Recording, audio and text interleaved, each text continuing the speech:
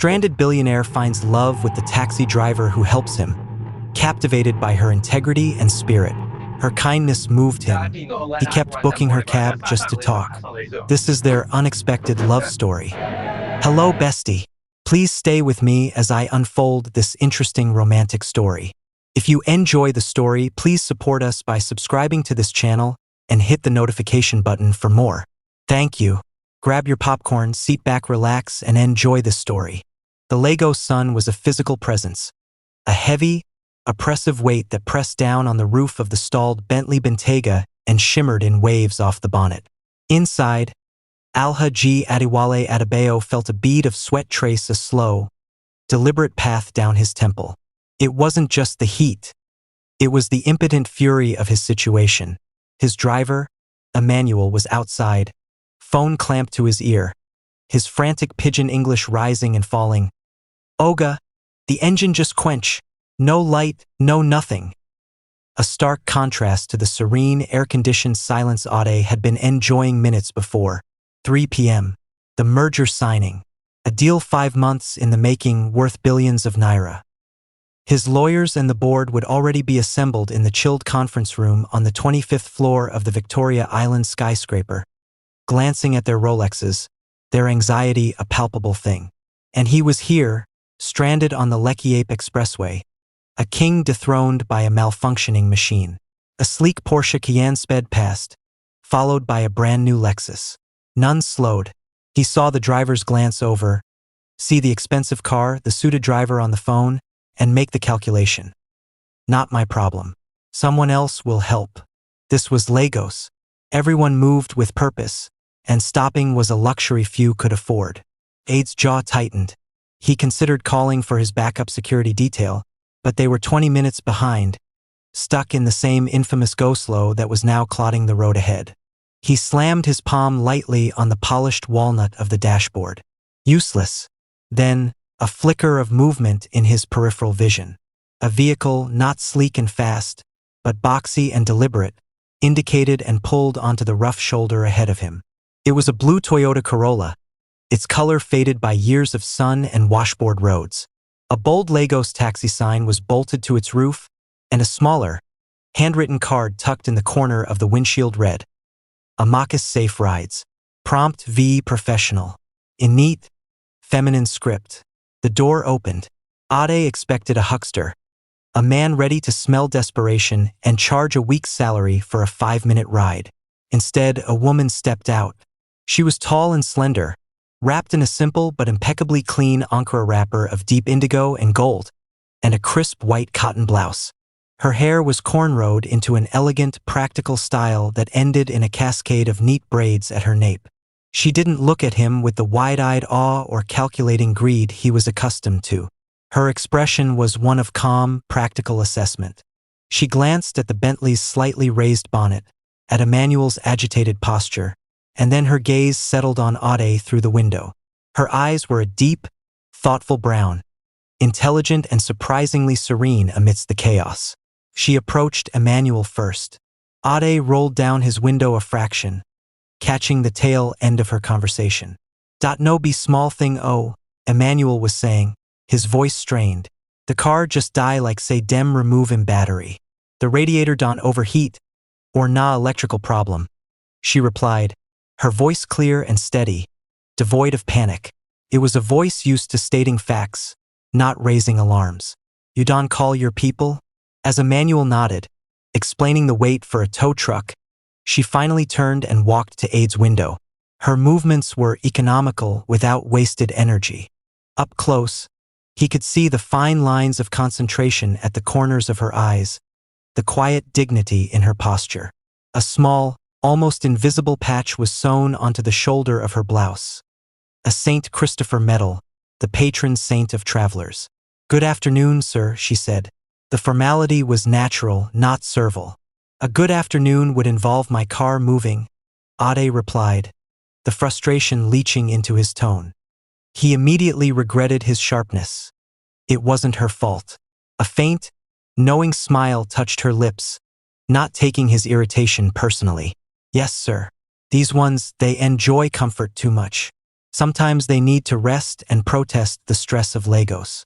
Her words were surprisingly philosophical, disarming his irritation.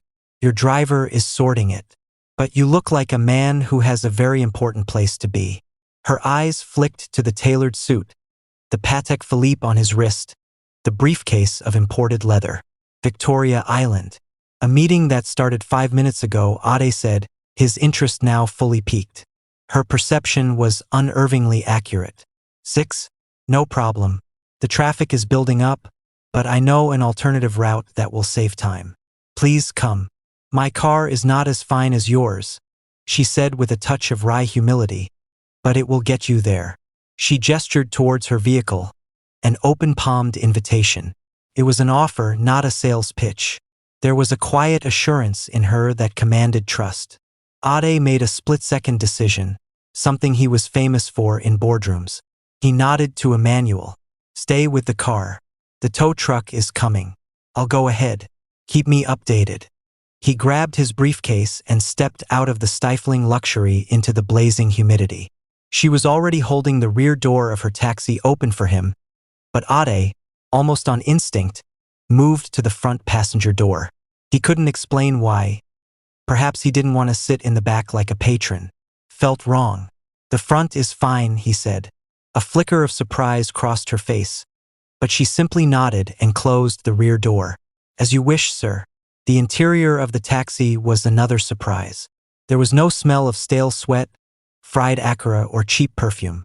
The air was faintly scented with a subtle lemon air freshener and the underlying scent of clean upholstery. The gray fabric seats were worn but spotlessly clean, protected by simple white lace antimacassars. A small, hand-woven local mat protected the floor from mud. The dashboard was free of clutter except for a valid Hackney permit and a small, framed photograph of a bright-eyed little girl tucked discreetly by the gear stick. A rosary and a small gris-gris for protection dangled from the rearview mirror, a common Lagos blend of faith and superstition. She slid into the driver's seat, fastened her own seatbelt with a definitive click, add just her mirror, and pulled smoothly into the traffic with a confidence that came from countless hours navigating the city's chaos. She didn't gun the engine or weave aggressively. Her driving was defensive, predictive, and calm. The silence stretched for a few minutes, filled only by the hum of her well-tuned engine and the muffled sounds of the city. Ade watched her. She didn't try to make awkward conversation or fill the silence with blaring radio noise. Her focus was entirely on the road, her hands calm and competent on the wheel. We are avoiding the main expressway, she explained, anticipating his unasked question as she took a sudden, deft turn into a network of side streets. The third mainland bridge approach is already locked down. We will go through Morocco. It will be faster. As she navigated the labyrinthine streets, a skill that felt like a superpower, weaving through vibrant markets where women balanced trays of goods on their heads and past street vendors shouting their wares, Ade felt the knot of tension in his shoulders begin to loosen. He was going to be late, but he would get there. This woman, Amaka, whose name he now saw on the permit, had taken control of the situation with an efficiency that rivaled his best executives. They arrived at the glittering glass tower of his destination with 8 minutes to spare. Ade felt a surge of relief so potent it was almost unfamiliar. He reached into his breast pocket for his wallet, pulling out a thick fold of 5,000 naira notes. He peeled off several, enough to cover a week's worth of fares. Thank you. You saved me today. What do I owe you? He asked, extending the money. She turned in her seat, and for the first time, he saw a flash of something in her calm eyes.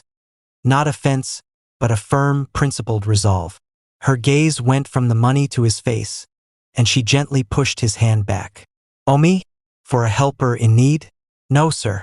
I cannot collect money for that. It's only right. It is how we were raised. Ade was truly stunned. In his world, everything had a price. Favors were transactional, debts were recorded, and generosity was always a calculation. This simple, profound refusal of payment was something entirely alien and disarming. Don't be ridiculous, he insisted, though his tone was softer now. You've used your fuel, your time. You've gone out of your way. Please take it. Consider it a tip. She shook her head firmly, her smile gone, replaced by that unwavering resolve. My mother in the village would not sleep tonight if she heard I took money for a simple act of humanity. It was my pleasure to help, sir. Now, please, your meeting is waiting. She said it with a gentle finality that brooked no argument. She was dismissing him, a billionaire, being gently but firmly dismissed by a taxi driver. He was utterly disarmed. He slowly put the money away, a strange and profound feeling of respect washing over him. He fumbled for a business card from his wallet. A simple, thick white card with his name and private number embossed in black. Then, thank you, truly, if you ever need anything. He trailed off, feeling oddly foolish offering his vast resources to someone who clearly valued something else entirely. She took the card, glanced at it without reaction, and placed it carefully in her glove compartment alongside a logbook. You are welcome, Al-Haji. Have a good meeting. Ade stepped out of the blue Toyota Corolla, his briefcase in hand. He watched as she gave a small, polite nod, rolled up the window, and merged back into the flow of luxury cars, her modest taxi looking utterly out of place yet somehow, in that moment more dignified than all of them. He stood on the curb for a moment longer, the image of the calm, principled woman named Amaka seared into his memory. He hadn't just gotten a ride. He'd been offered a lesson in a kind of grace he had forgotten existed, and as he strode into his building, the doorman snapping to attention, he realized the encounter had left him more unsettled and intrigued than the multi-billion naira meeting he was about to attend. He looked down at his empty hand, then remembered. He had her card, the one from her windshield, tucked into his palm. He unfolded it. Amaka's safe rides, prompt v professional, and a phone number. For the first time that day, Al-Haji Adewale Adebayo smiled a genuine, uncalculated smile. The merger signing had been a triumph. The board had clapped him on the back. His lawyers had beamed, and the champagne had been crisp and cold. Yet, as Al-Haji Adewale Adebayo sat in the deep silence of his penthouse office later that evening, the aftertaste of victory felt strangely hollow. His gaze kept drifting from the panoramic view of the glittering Lagos skyline to a simple white business card sitting on his desk. Amaka's safe rides. Prompt v professional. The encounter on the expressway played on a loop in his mind. Not the frustration of the breakdown, but the woman. Her calm efficiency. The startling refusal of his money. The immaculate interior of her humble taxi. The quiet dignity that seemed to radiate from her. In his world, every interaction was a transaction, a calculated move on a chessboard of power and profit. Amaka's actions were a move he didn't know how to counter, and it fascinated him. On an impulse he didn't fully understand, he picked up his private mobile phone, the one reserved for family and his inner circle, and dialed the number on the card. It rang twice. Good evening, Amaka's safe rides. Her voice was exactly as he remembered it.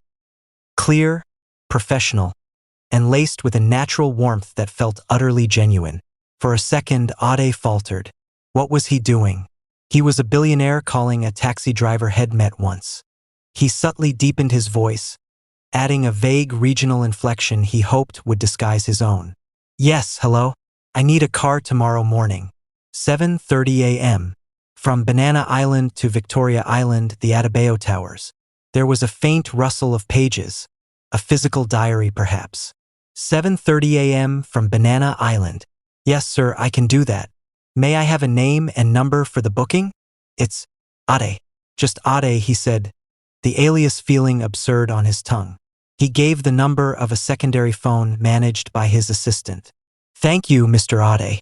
I will be there. Look for the blue Toyota. Good night. The line went dead. Ade placed the phone back on his desk, a strange thrill of anticipation running through him. He felt like a boy playing hooky, stepping into a world entirely separate from his own. The next morning, at 7:28 a.m., his gate security called up. Sir, there is a taxi. For a Mr. Ade? Send it in, Ade replied, a smile tugging at his lips. He watched from his entranceway as the familiar blue Corolla navigated the pristine, palm-lined streets of Banana Island, looking as out of place as a canoe in a yacht club. pulled up behind his parked Maybach. Amaka stepped out, dressed in another clean, practical outfit. She didn't gawk at the monumental houses. She simply checked her watch and looked towards his door, her expression neutral and professional. Ade walked out, dressed in a casual linen shirt and trousers, a deliberate departure from his usual power suit. "Good morning, Mr. Ade," she said, moving to open the rear passenger door. "The front is fine," he said quickly, bypassing her and opening the front passenger door himself before she could. "I get carsick in the back." The lie was effortless. He saw her blink in surprise, a slight hesitation in her movement. It was clear this was unusual, but she was a professional. She simply nodded and returned to the driver's seat. The car was just as clean as yesterday. The lemon scent was there, mixed with the faint, pleasant aroma of the leather polish she obviously used on the dashboard. The little girl's photo was back in its place. She pulled away smoothly. "Adebayo Towers in 6, you said?" "Yes," Ade said, then added, "But there's no rush. I'm ahead of schedule." She glanced at him, a flicker of curiosity in her eyes. People in Banana Island booking taxis were never ahead of schedule. They were perpetually late for something urgent. "The traffic on the Lekki Bridge is already heavy," she stated, a fact, not a complaint. "But we will manage." Silence descended. It wasn't the comfortable silence from the day before. It was charged with his unspoken curiosity and her professional wariness. He watched her hands on the wheel, competent and sure. "You drive very well," he commented, breaking the quiet. "It's calm." She smiled slightly, keeping her eyes on the road. "Thank you, sir. In Lagos, if you are not calm, the stress will drive the car for you. And that is a very dangerous driver." Ade chuckled. It was a wise observation. "How long have you been driving?" 5 years, she said. "It's a good job. You meet people. You are your own boss."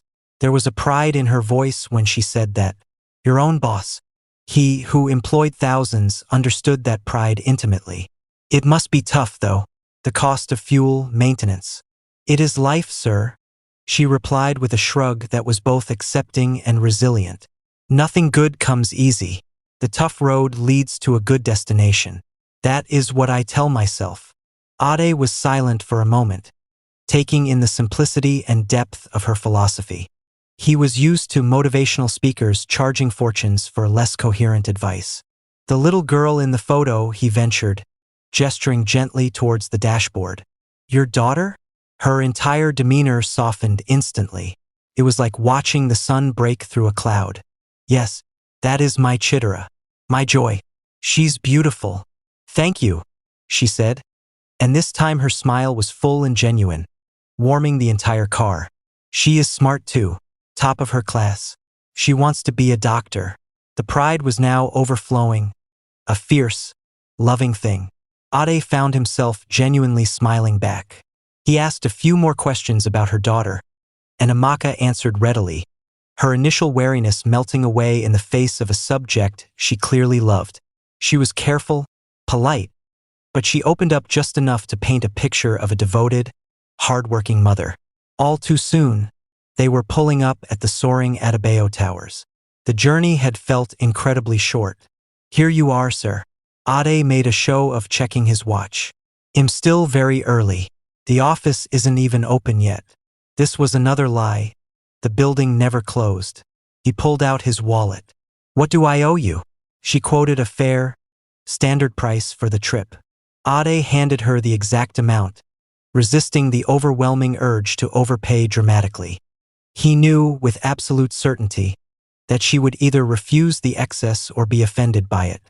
He took the receipt she offered, their fingers brushing slightly. "Thank you for the ride, Amaka. And the conversation." "You are welcome, Mr. Ade. Have a good day." He got out and stood on the curb, watching the blue Toyota disappear into the morning rush. He hadn't gone into the office. He had nowhere to be for another hour. He had just paid for a taxi ride to his own office for no reason other than to talk to a woman he found fascinating. As he turned to have his driver pick him up from a discreet location nearby, he realized the hollow feeling from the night before was gone. It had been replaced by something else entirely. intrigue. And he already knew he would be booking Amaka's safe rides again very, very soon. The polished granite lobby of Adebayo Towers was a temple of quiet efficiency, a world away from the chaotic symphony of the Lagos streets. Yet, for Alhaji Adewale Adebayo, standing by the floor-to-ceiling windows, the silent hum of the air conditioning was suddenly less compelling than the blare of car horns below. His mind was not on the quarterly reports waiting on his desk. It was replaying a conversation about a little girl who wanted to be a doctor. Mr. Adebayo? His executive assistant, Nneka, stood a respectful distance away, her tablet held to her chest. The car is ready for your 11:30 at the marina. Ade didn't turn. Cancel it, Nneka. Sir? I'll make my own way. Inform them it'll be slightly delayed. The words were out of his mouth before he could consciously form the plan. Nneka's professionalism was impeccable, but he could feel her bewildered silence. Of course, sir. Shall I arrange a security detail to follow you? That won't be necessary. He waited until she had retreated before pulling out the secondary phone. He felt a ridiculous spike of adrenaline, like a schoolboy playing truant. He dialed the now familiar number. Amaka's safe rides. Her voice was a dose of fresh air. Amaka, good morning. It's Ade. I need a ride from Adebayo Towers to the marina. He paused, then added the lie smoothly. My driver called in sick. I am 5 minutes away, Mr. Ade. I will be there shortly. He ended the call, a sense of anticipation curling in his stomach. He instructed the bewildered head of security to allow a specific blue Toyota Corolla through the perimeter and to disregard it henceforth. 7 minutes later, he was sliding into the familiar passenger seat. The lemon and leather scent, the framed photo, the dangling rosary. It was all there, a welcome constant. Good morning, Mr. Ade. The marina, you said? Yes, and please no rush. The lunch meeting can wait. He settled in, angling his body towards her. How was the rest of your morning? She seemed slightly surprised by the personal question but answered politely. It was good, oh. Took a nice family to the airport. No stress. The drive was a masterclass in navigation. Amaka seemed to possess a psychic connection to the pulse of the city, effortlessly diverting from a snarl of traffic onto a side street he never knew existed, all while maintaining her calm demeanor. You seem to know every street in Lagos, he remarked, genuinely impressed. A small smile played on her lips. It is my office, sir. A good businessman must know his territory. The analogy struck him deeply. She was a businesswoman, a sole proprietor with a single asset, navigating a ruthless market. He found himself steering the conversation back to her, away from the fictional narrative of his own life. He learned she started driving after losing her job as a receptionist when the small firm downsized. She spoke of the initial fear, the struggle to get the taxi license, and the first month when she barely broke even. But you persisted, he stated, hearing echoes of his own early struggles in her story, though on a vastly different scale. What is the alternative? She said with a pragmatic shrug. You cannot stand still in Lagos. The city will move you whether you like it or not. Better to hold the steering wheel yourself. The wisdom in her words, forged in the fires of daily survival, resonated more than any business seminar Head ever attended.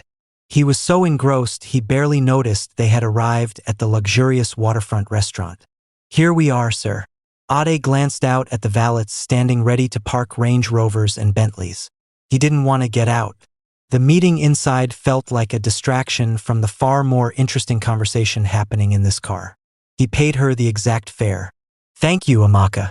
I'll likely need a ride back to my office in about 2 hours. Would you be available? She checked her logbook. For you, Mr. Ade? I will make myself available. The phrase, for you, sent an unexpected jolt of pleasure through him. It was just professional courtesy, he knew, but he clung to it. The pattern was set. Over the next week, Mr. Ade became Amaka's most frequent and puzzling client. His excuses were flimsy but constant. His driver was perpetually unwell. His car was in the shop, or he simply fancied a change. He booked her for trips that made no logistical sense. A short hop from his office to a restaurant barely a kilometer away, A crosstown journey in the middle of the afternoon for a meeting that lasted only 10 minutes. He was spending more time in her taxi than in his own Bentley. He learned about her parents in the village, whom she supported. He learned she listened to classic high-life music because it soothed the stress of the road. He learned she was a voracious reader, borrowing novels from a community library, and could discuss everything from Nigerian politics to the latest Nollywood plotlines with sharp insight. Ade, in turn, found himself speaking more freely than he had in years.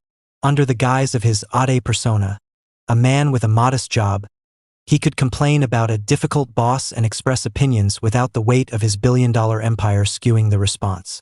He was playing a role, but the connection he felt was terrifyingly real. He found himself looking forward to the blare of her horn outside his office, a sound that had become a siren call to authenticity. The plush silence of his Bentley began to feel isolating.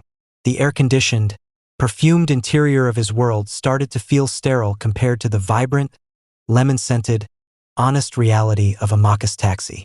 He was no longer a billionaire slumming it for a diversion.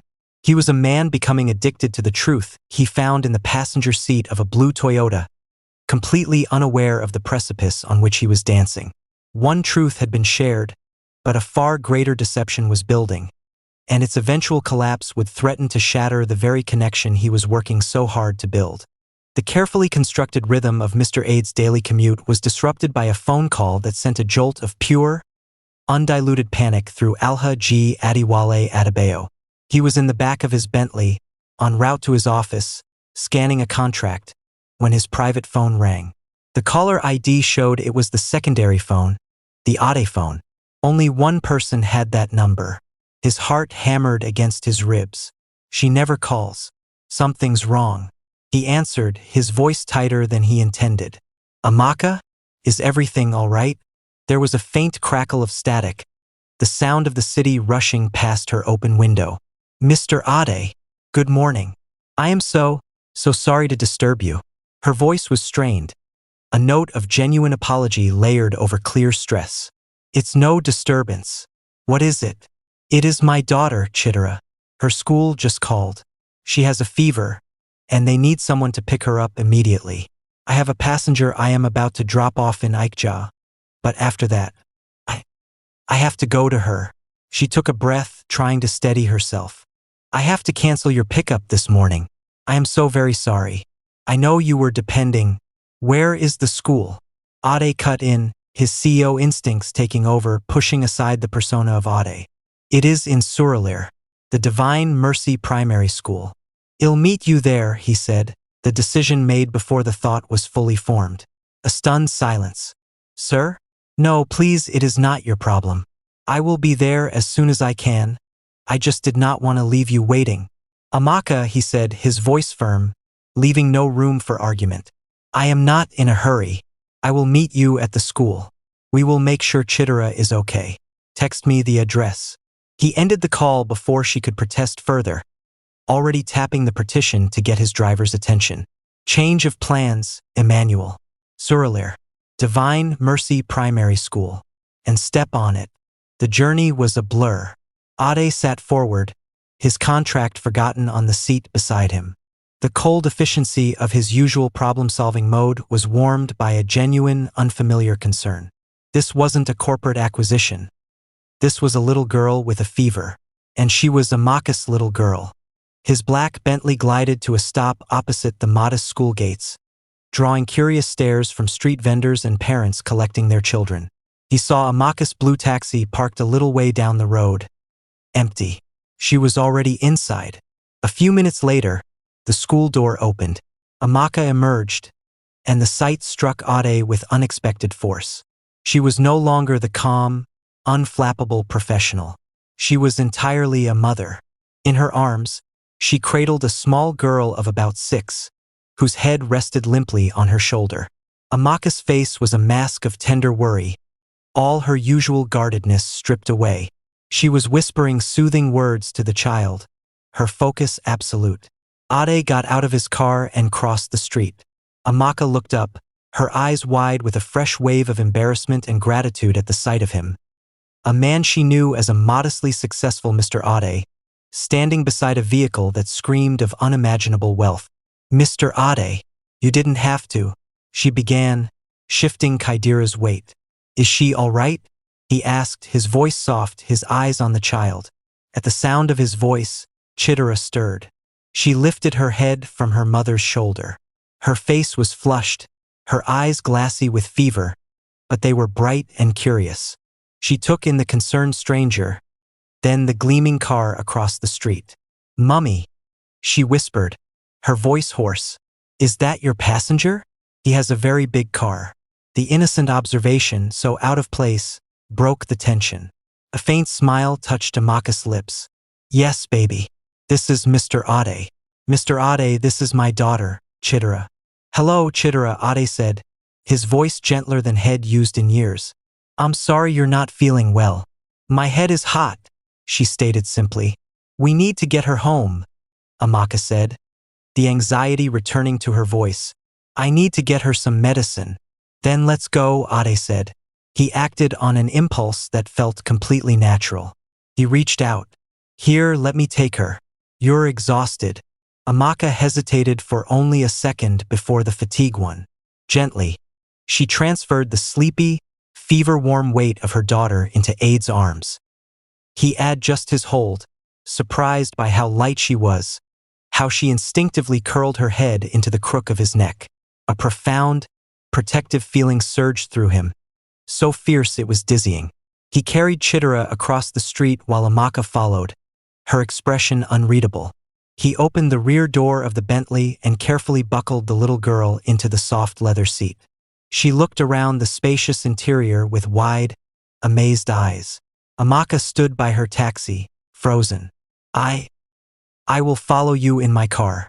"Don't be ridiculous," Ade said, holding the car door open for her. "Get in. We'll send someone for your car later. Chitara needs her mother right now, not to be sitting in traffic." The logic was irrefutable.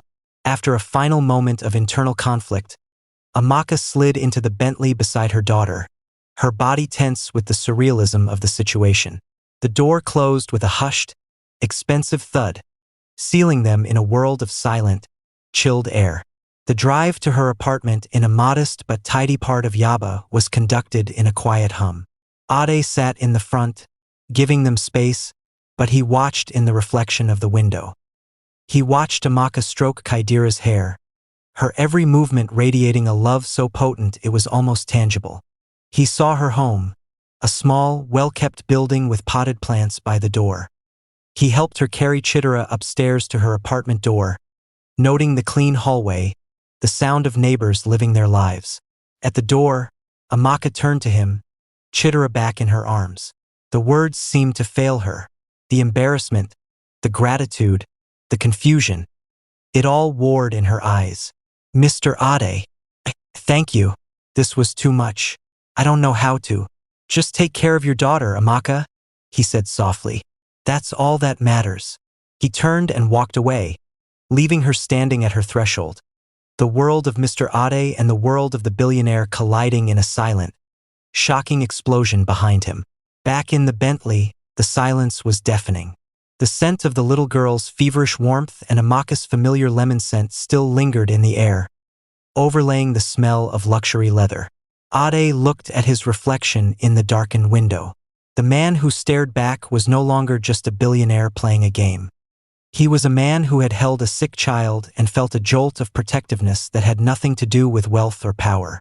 He had seen the true core of Amaka Okafor, and it was more impressive than any corporate triumph. The deception, he realized with a sinking heart, had just become infinitely more complicated. And the desire to truly know her, infinitely more powerful.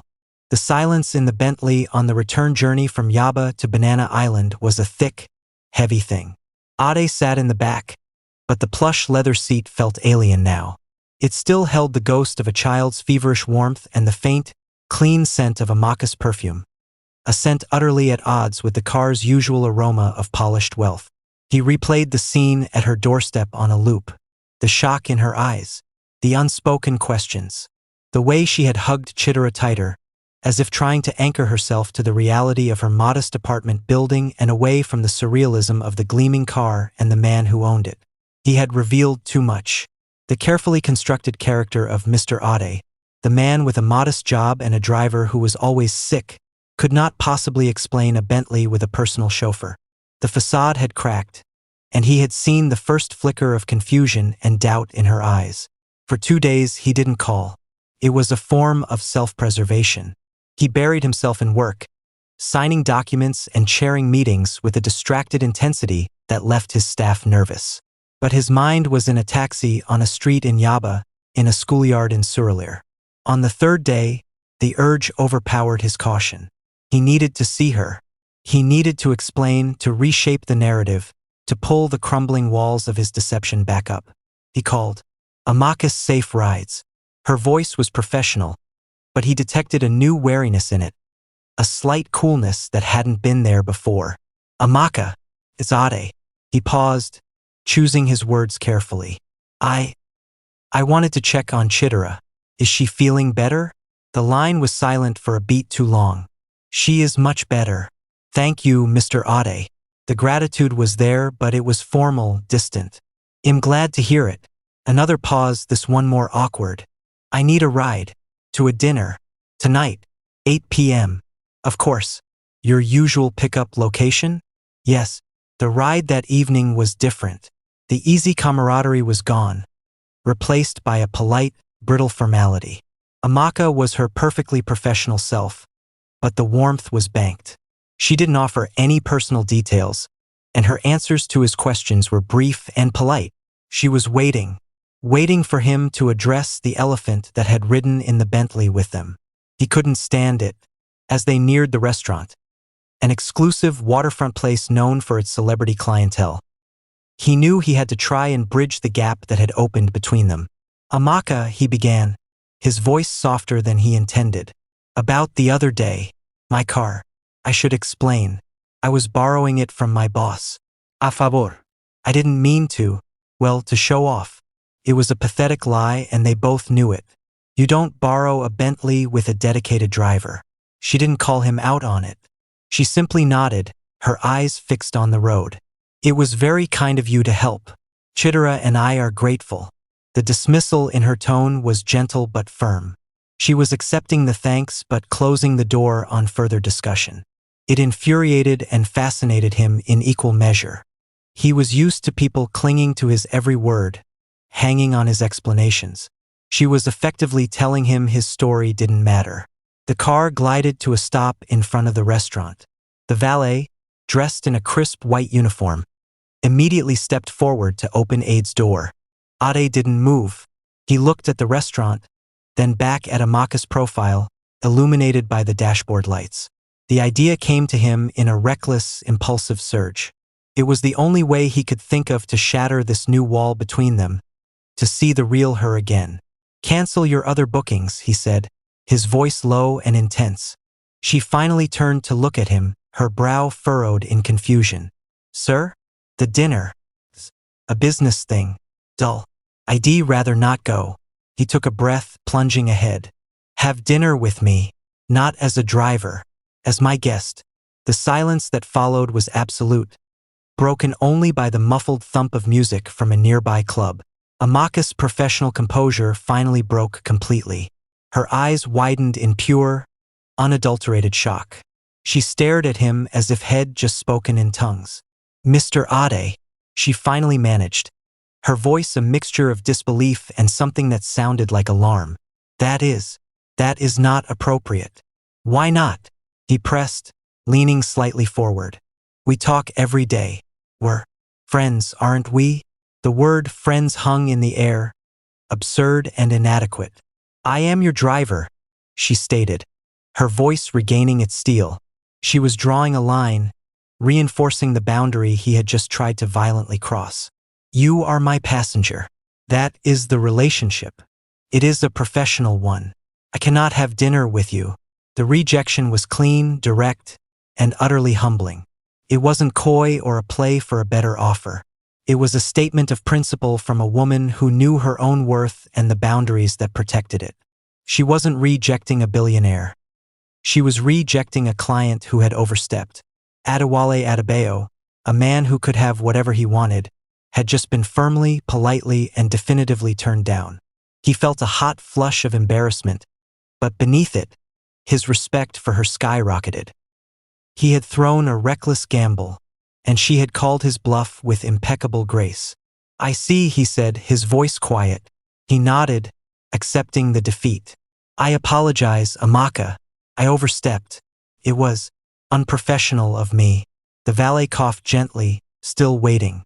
Ade reached for his wallet, his movements slightly stiff. He paid the fare exactly, the transaction now feeling colder than ever before. "Thank you for the ride," he said, and stepped out of the car. He didn't watch her drive away. He walked into the glittering restaurant, the sound of his own footsteps echoing the finality of her words. The invitation had been a test, and he had failed. He had shown his hand too soon, and in doing so, he feared he might have ruined the one genuine connection he had made in years. The taste of the exquisite food that night would be like ash in his mouth. All he could hear was the quiet, firm sound of her refusal. The sting of Amaka's rejection was a cold, sobering splash of water. For 3 days, Adewale Adebayo did not call. He replayed the scene in the taxi outside the restaurant on a loop, each time cringing at his own audacity. He, a man who negotiated billionaire deals without breaking a sweat, had been utterly dismantled by a simple, principled no. His embarrassment, however, was slowly being overshadowed by a dawning, profound respect. She wasn't playing hard to get. She was being hard to get because she was, in fact, unavailable. Her values were not for sale, not even for the price of a dinner at a place he knew she could never afford. This realization didn't extinguish his interest. It transformed it. The casual fascination solidified into a determined, focused resolve. If he wanted to earn a place in her world, he would have to do it on her terms. He would have to be patient. On the 4th day, he called. He half expected her to let it go to voicemail, or to answer with a frosty professionalism that would signal the end of their easy camaraderie. Amaka's safe rides. Her voice was neutral, carefully polite. The wariness was still there, a new shield she had erected.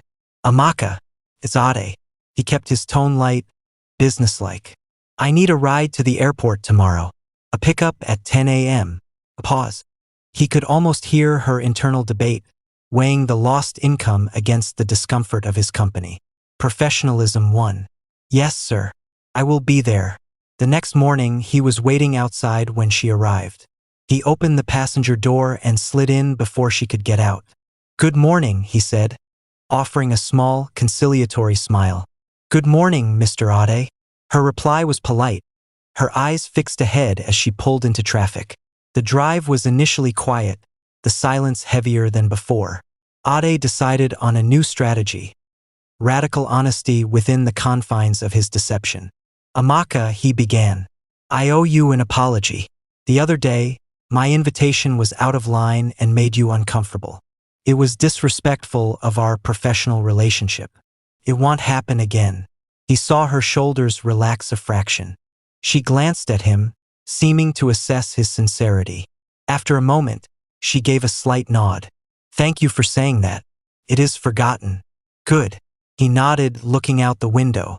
"I value our conversations. I'd hate to lose them over my own foolishness." It was the right thing to say. It acknowledged her boundary without pressuring her, and it complimented her in a way she could accept. The tension in the car began to slowly dissolve. He didn't press. He let the silence sit comfortably. He asked about Kaidira's health, and when Amaka replied that she was back to her energetic self, the warmth crept back into her voice. He began booking her for longer trips, crafting excuses that were just plausible enough. A business meeting in Abeokuta, a family visit in Ibadan. These journeys offered hours on the road, and Ade used them wisely. He became a master interviewer, drawing her out with thoughtful questions.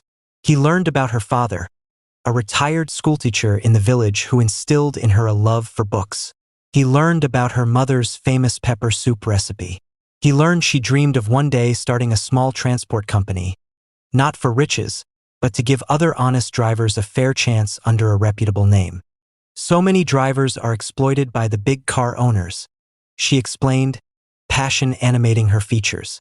They work long hours and see little profit. I would do it differently. Ade listened, enthralled. She wasn't just a driver. She was a thinker, a strategist with a strong moral compass. Her ambitions were humble by his standards, but they were rooted in a desire for community and fairness that he found utterly compelling. In turn, he shared more of Mr. Ade's life, venting about a demanding boss and the politics of a competitive office. It was a bizarre pantomime. He was grafting the frustrations of his junior executives onto his own life, but it felt more authentic than any lie Head told before.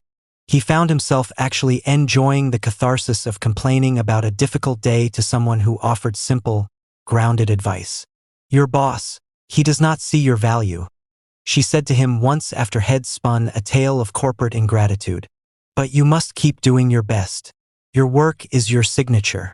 It must be clean and sharp, whether he appreciates it or not. He had to look out the window to hide his smile. If only she knew the boss was him. He was no longer just a passenger. He became an apprentice. He asked her to teach him about Lagos, the real city beyond the glass and steel of Victoria Island. She took him through the bustling markets of Taijusho, where he bought a bottle of cold water from a roadside hawker for the first time in decades. She explained the subtle hierarchy of Danfo buses and the meaning of different area boy signals. She showed him a city pulsing with life, struggle, and an irrepressible joy. Adewale was falling in love, not with the idea of her, but with the substance of her resilience, her wisdom, her quiet strength, and the unwavering moral core that had first drawn him in. He was the persistent suitor, but his courtship was not with flowers and jewels. It was with his time, his attention, and a willingness to humble himself and learn from her. He was patiently, meticulously, building a bridge back across the chasm he had created. One carefully chosen conversation, one shared laugh, one long, revealing road trip at a time. And he could feel, day by day, her wariness melting away, being replaced by a cautious, and then a genuine friendship. The wall was still there, but he was no longer trying to knock it down. He was looking for a gate.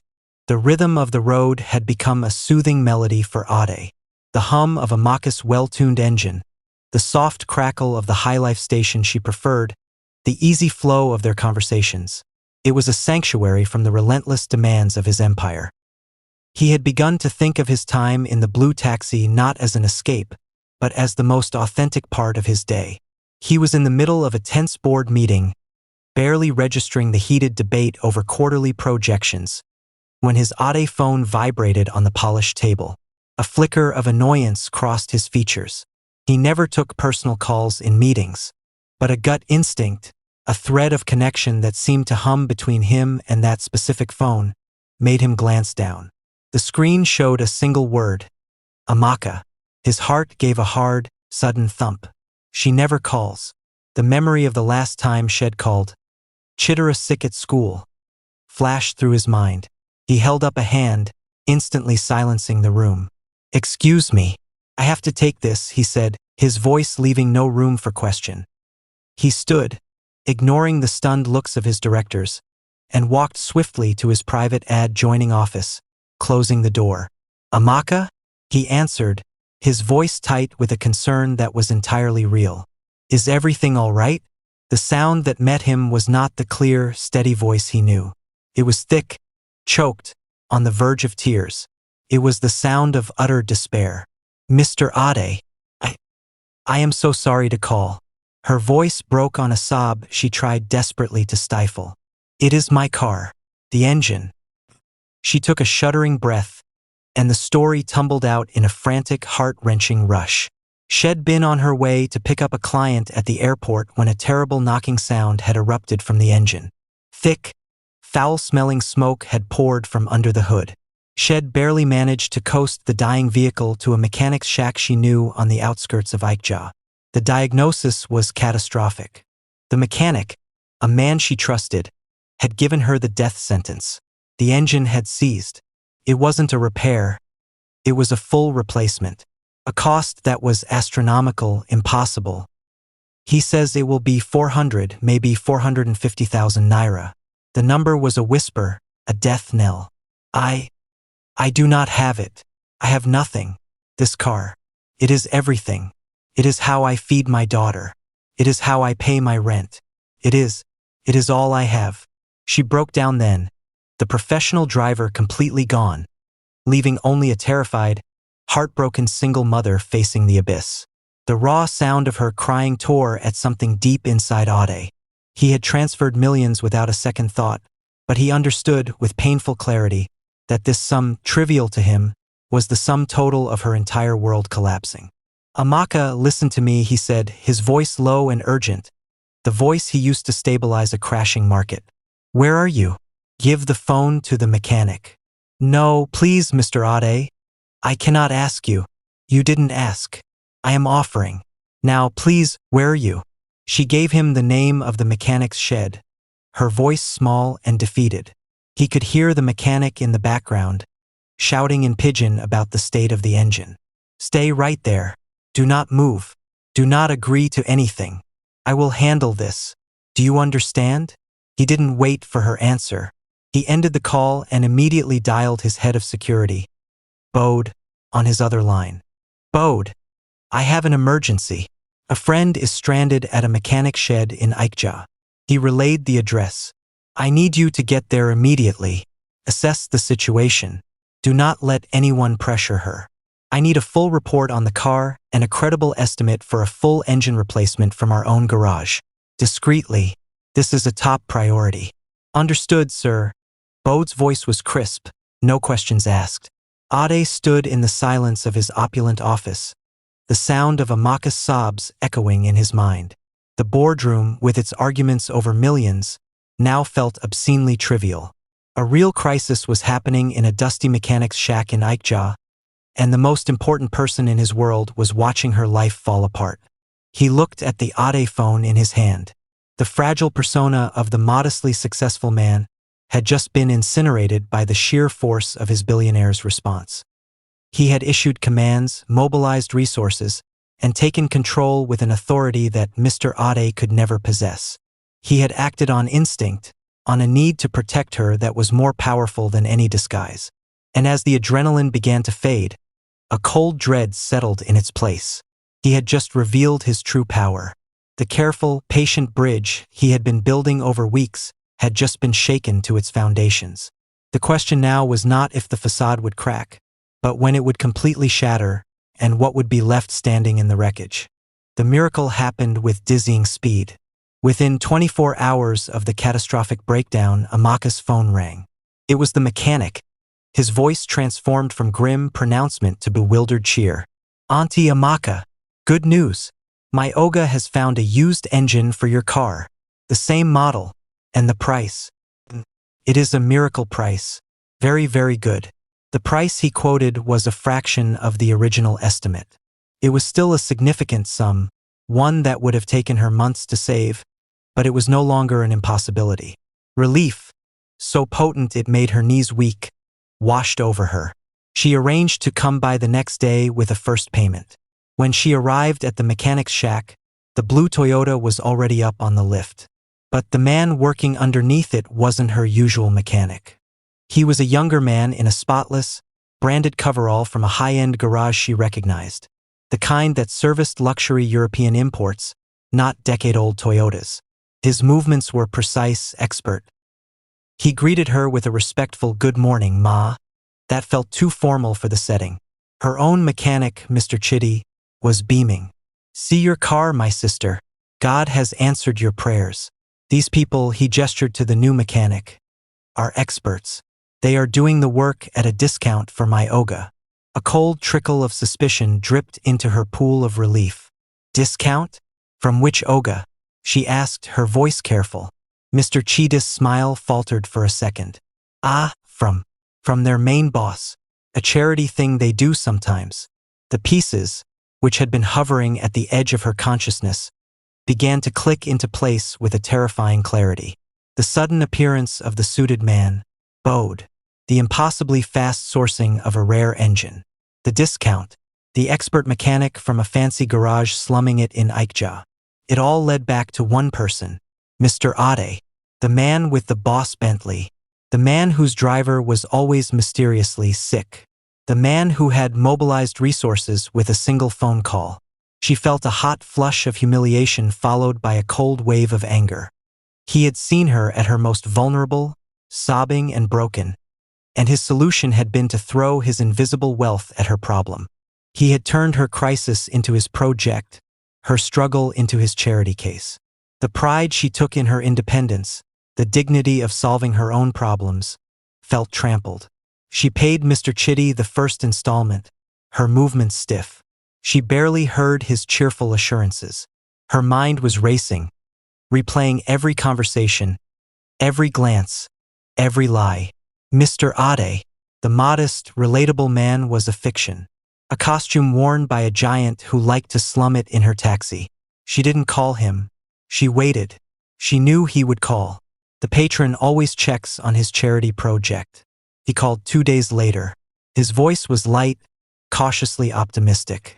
Amaka, I was just thinking about you. How are you? Any news on the car? Amaka's grip tightened on the phone. Her voice, when she spoke, was dangerously calm. A flat lake hiding a torrent underneath. The car is being fixed, Mr. Ade. Or should I say, Alha G. Adiwale Adebayo. The silence on the other end of the line was absolute. It was the silence of a mask being ripped off. I don't. He stammered, the confident billionaire completely gone. Did you enjoy it? She continued, her voice beginning to shake with suppressed fury. Was it entertaining for you? Playing the regular man, listening to the struggles of the poor taxi driver.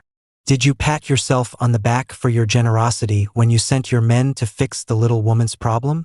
Amaka, please, let me explain. Explain what? She cut him off, the dam breaking.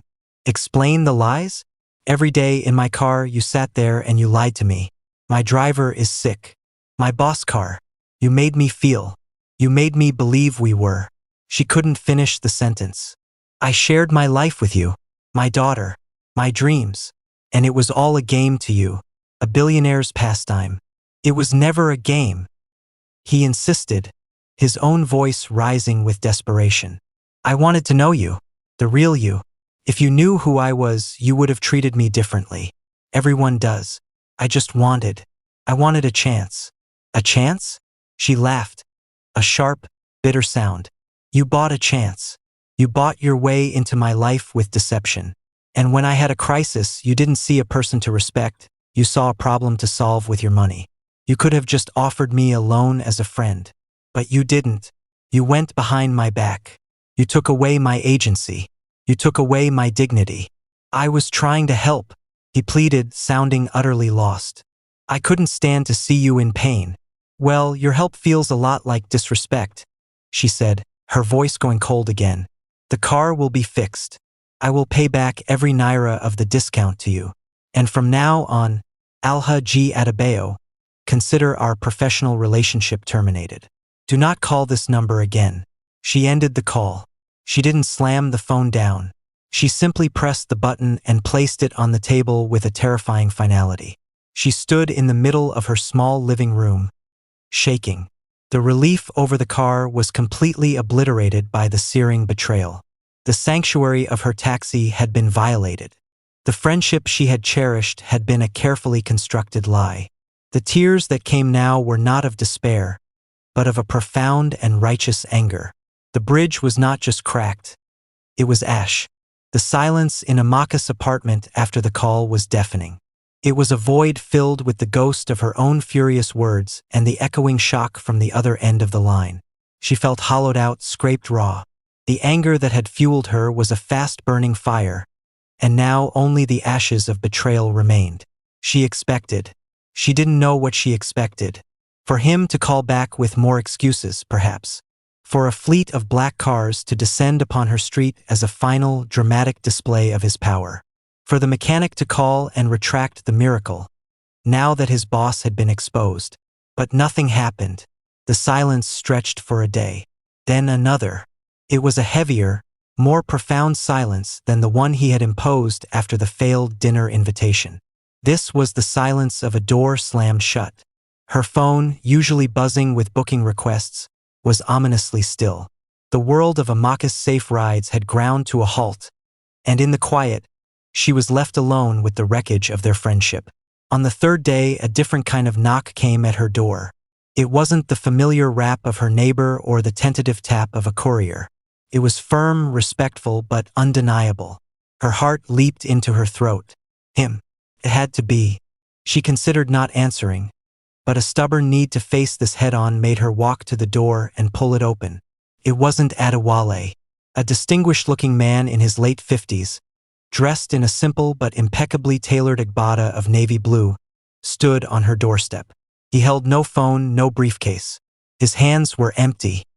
His expression was grave, kind, and carried a natural authority that had nothing to do with wealth and everything to do with wisdom. "Good afternoon," he said, his voice a calm, deep rumble. "My name is Tund Williams. I am an old friend of the Adebayo family. May I have a few moments of your time?" Amaka was too stunned to refuse. She simply nodded and stepped aside, allowing the man to enter her modest sitting room. He did not look around with curiosity or judgment. His eyes went directly to her, holding her gaze with a disarming sincerity. "I will not waste your time, my dear," he began. Once she had gestured for him to sit. He remained standing. "I am here because I have known Adewale since he was a boy chasing lizards in his father's compound. I have never seen him as he has been these last few days." Amaka crossed her arms, her defenses rising. "If he sent you to plead his case." "He did not send me," Tund interrupted gently. "In fact, he does not know I am here. He is in a bad way. He is not eating. He is not working. He sits in his office and stares at the wall. He believes he has ruined the one good, true thing to happen to him in a very long time." The image his words painted was so at odds with the powerful billionaire she now knew him to be that it gave her pause. "He lied to me," Amaka said, her voice hard, though it wavered slightly. "He did," Tund agreed without hesitation, and the admission disarmed her further. It was a foolish, arrogant, and deeply selfish thing to do. He built his empire on seeing angles others miss, but he could not see that the foundation of any real connection is truth. He thought he was building a bridge, but he was building it out of paper, and it has burned. He took a step closer, his eyes filled with a paternal empathy. "I am not here to defend his actions. I am here to tell you about his heart. Adewale is not a man who plays games with people's lives.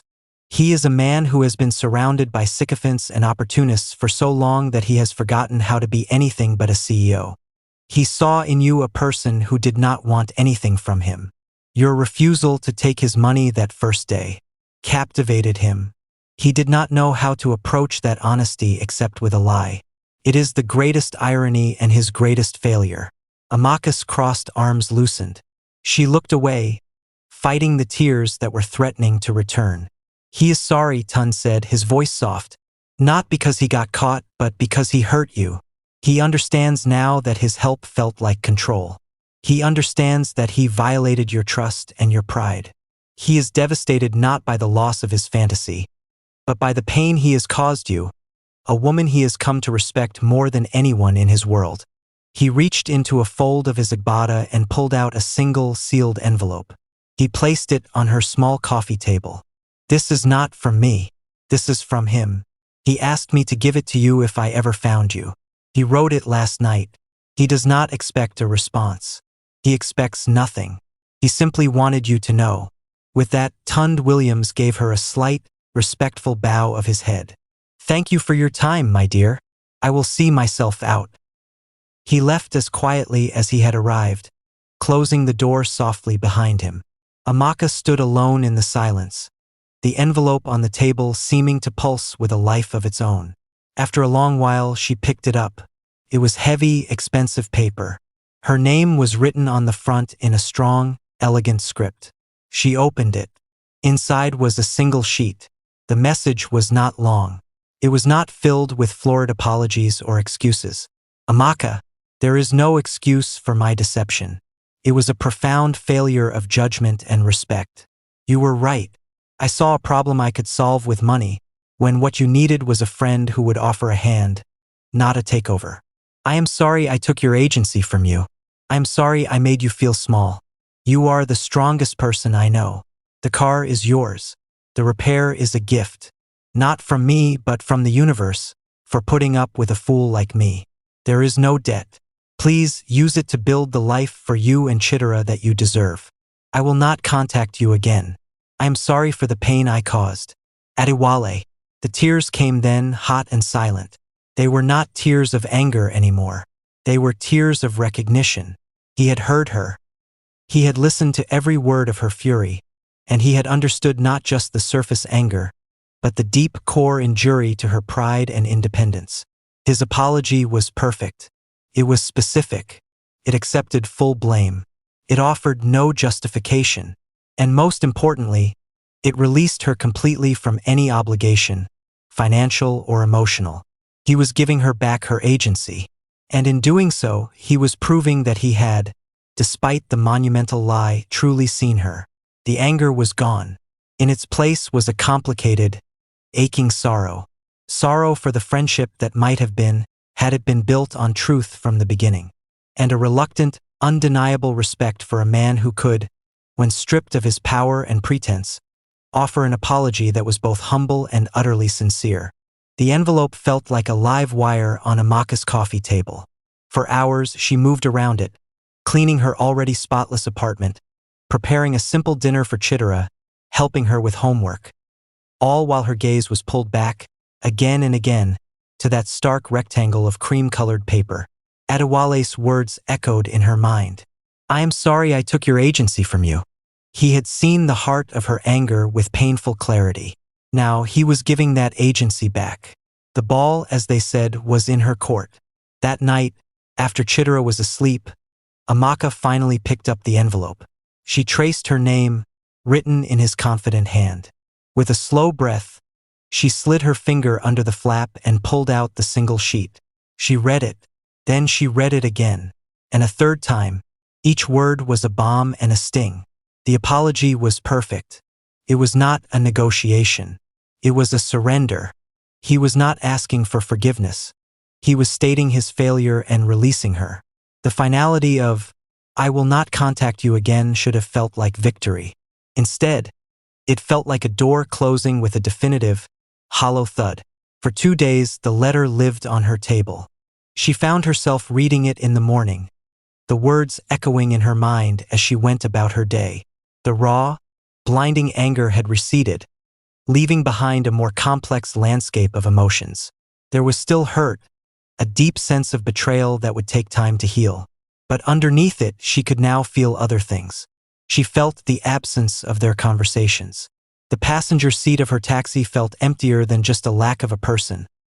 It felt like a lack of energy, of intellectual spark. She missed debating politics with him. She missed his surprisingly thoughtful questions about her life. She missed the sound of his laugh. And she could not forget the image Tund Williams had painted. A powerful man, rendered inert by regret, staring at a wall. The image didn't spark triumph. It sparked a reluctant empathy. She had seen glimpses of that man, the man beneath the billionaire and the lie, the one who listened with genuine interest, who valued her opinion, who had held her sick child with such natural tenderness. On the third day, her car was returned. The mechanic, Mr. Chitty, delivered it himself, beaming with pride. The blue Toyota looked better than it had in years. The engine purred with a quiet, confident hum. There was no invoice, no mention of payment. It was just returned, a gift from the universe.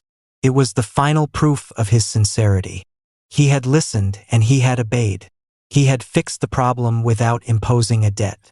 Amaka stood by the driver's side door, her hand resting on the warm roof. This car was her freedom, her independence, her livelihood, and it was back, offered with a humility that disarmed her completely. She made a decision. It was a leap of faith, a choice made not from logic, but from a stubborn belief in the core of what she had felt was a genuine connection. She would not let his initial lie become the full stop to their story. She would write the next sentence herself. She picked up her phone. Her heart hammered against her ribs. She typed a message, her thumbs moving quickly before she could second-guess herself. Amaka, your apology is accepted. She stared at the words for a full minute, then added a second line. Amaka, if the offer of tea is still open, I would like to take you up on it. As friends. She pressed send. The response was not immediate. The agonizing weight made her stomach clench. Had Tun been wrong? Had he given up? Had her anger pushed him away for good? Then, a reply lit up her screen. It was swift, devoid of any games. Adewale, name the time and place. I will be there. A wave of relief so powerful it made her knees weak washed over her. She typed the address of a small, unassuming cafe she knew in Yaba, a place firmly in her world. Neutral ground. Amaka, tomorrow. 4 p.m. Adewale, I'll be there. The next day, at 5 minutes to 4, Amaka saw him. He was standing outside the cafe, looking utterly out of place. He wasn't in a suit. He wore simple tan trousers and a dark polo shirt, but the clothes looked expensive, and his posture screamed of a different world. He was scanning the street, not with judgment, but with a nervous anticipation. He saw her approaching and his entire body language changed. The tension in his shoulders eased. A tentative, hopeful smile touched his lips. There was no arrogance there, only a profound relief and a flicker of uncertainty. Amaka, he said as she reached him. Thank you for coming. Thank you for the car, she replied, her voice even. It runs beautifully. I'm glad. An awkward silence hung between them, filled with the ghosts of every lie and every angry word. Should we? He gestured to the cafe door. Yes, he held the door open for her. They found a small table in the corner. He didn't try to pull out her chair or perform any gallant gestures. He simply sat, his hands folded on the table, waiting for her lead. A waitress came. Amaka ordered a cup of tea. Ade ordered the same. When the waitress left, he looked at her, his eyes earnest. The letter. It was inadequate, but it was all I could think to do. I am so sorry, Amaka, for everything. I know, she said, meeting his gaze. I read it, and I believe you. Those 3 words, I believe you, seemed to unlock something in him. He let out a breath he seemed to have been holding for days. The lying stops now, he said, his voice low and intense. No more, Mr. Ade. Ask me anything. I will tell you the truth. And so, over steaming cups of tea in a noisy Yaba cafe, they began again.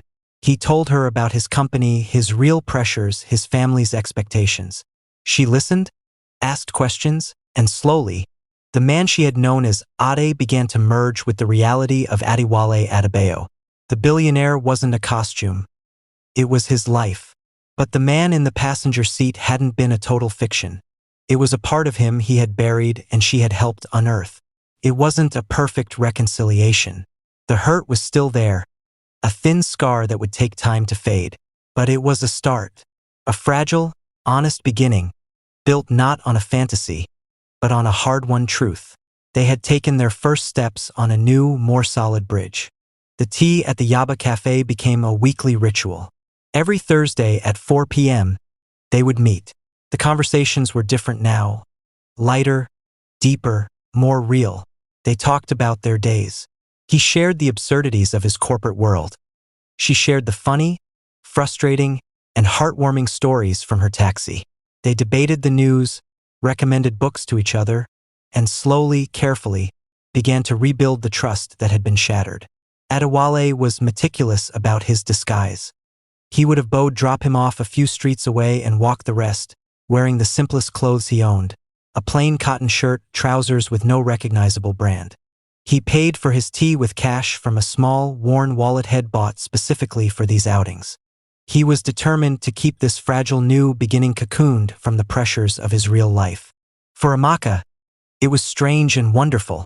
She was getting to know the real Adewale, and to her surprise, the man she had liked as Ade was still there. His humor, his intelligence, his capacity to listen. The billionaire title was just a fact, like his height or his eye color. It wasn't who he was at his core. One Thursday, the universe decided to intervene. Amaka's taxi was in for a routine service, so Adewale offered to pick her up from her apartment. It was a calculated risk, but the street was quiet, and he felt a surge of pride at the idea of collecting her himself.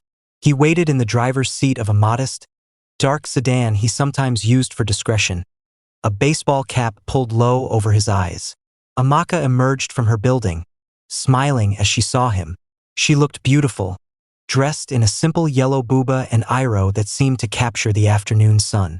He got out to open the passenger door for her. It was a small, instinctive gesture of respect. As she laughed at his formality and slid into the seat, he felt a wave of pure, uncomplicated happiness.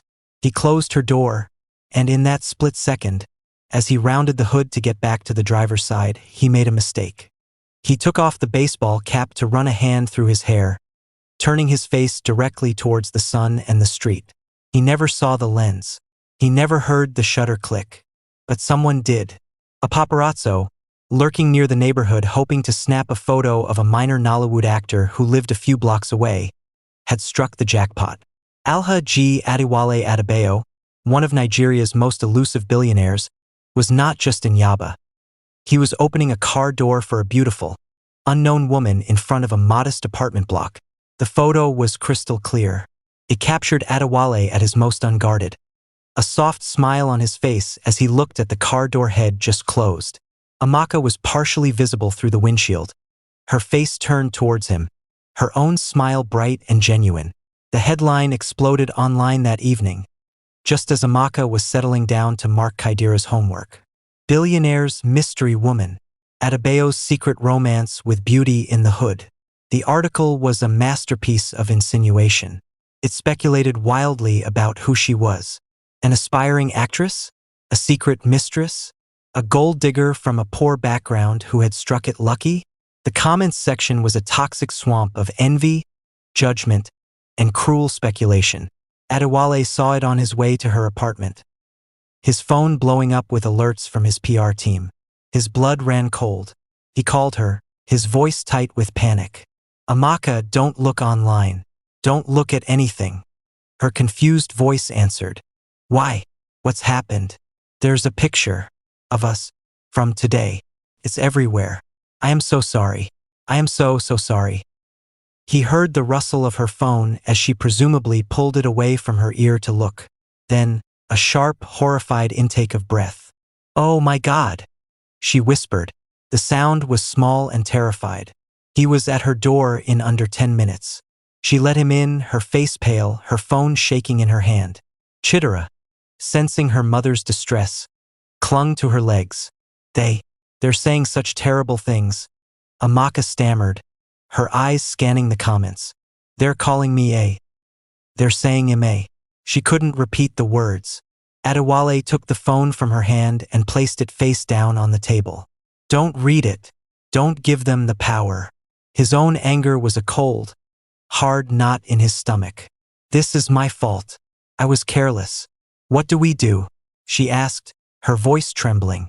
For the first time since Head known her, she looked truly frightened.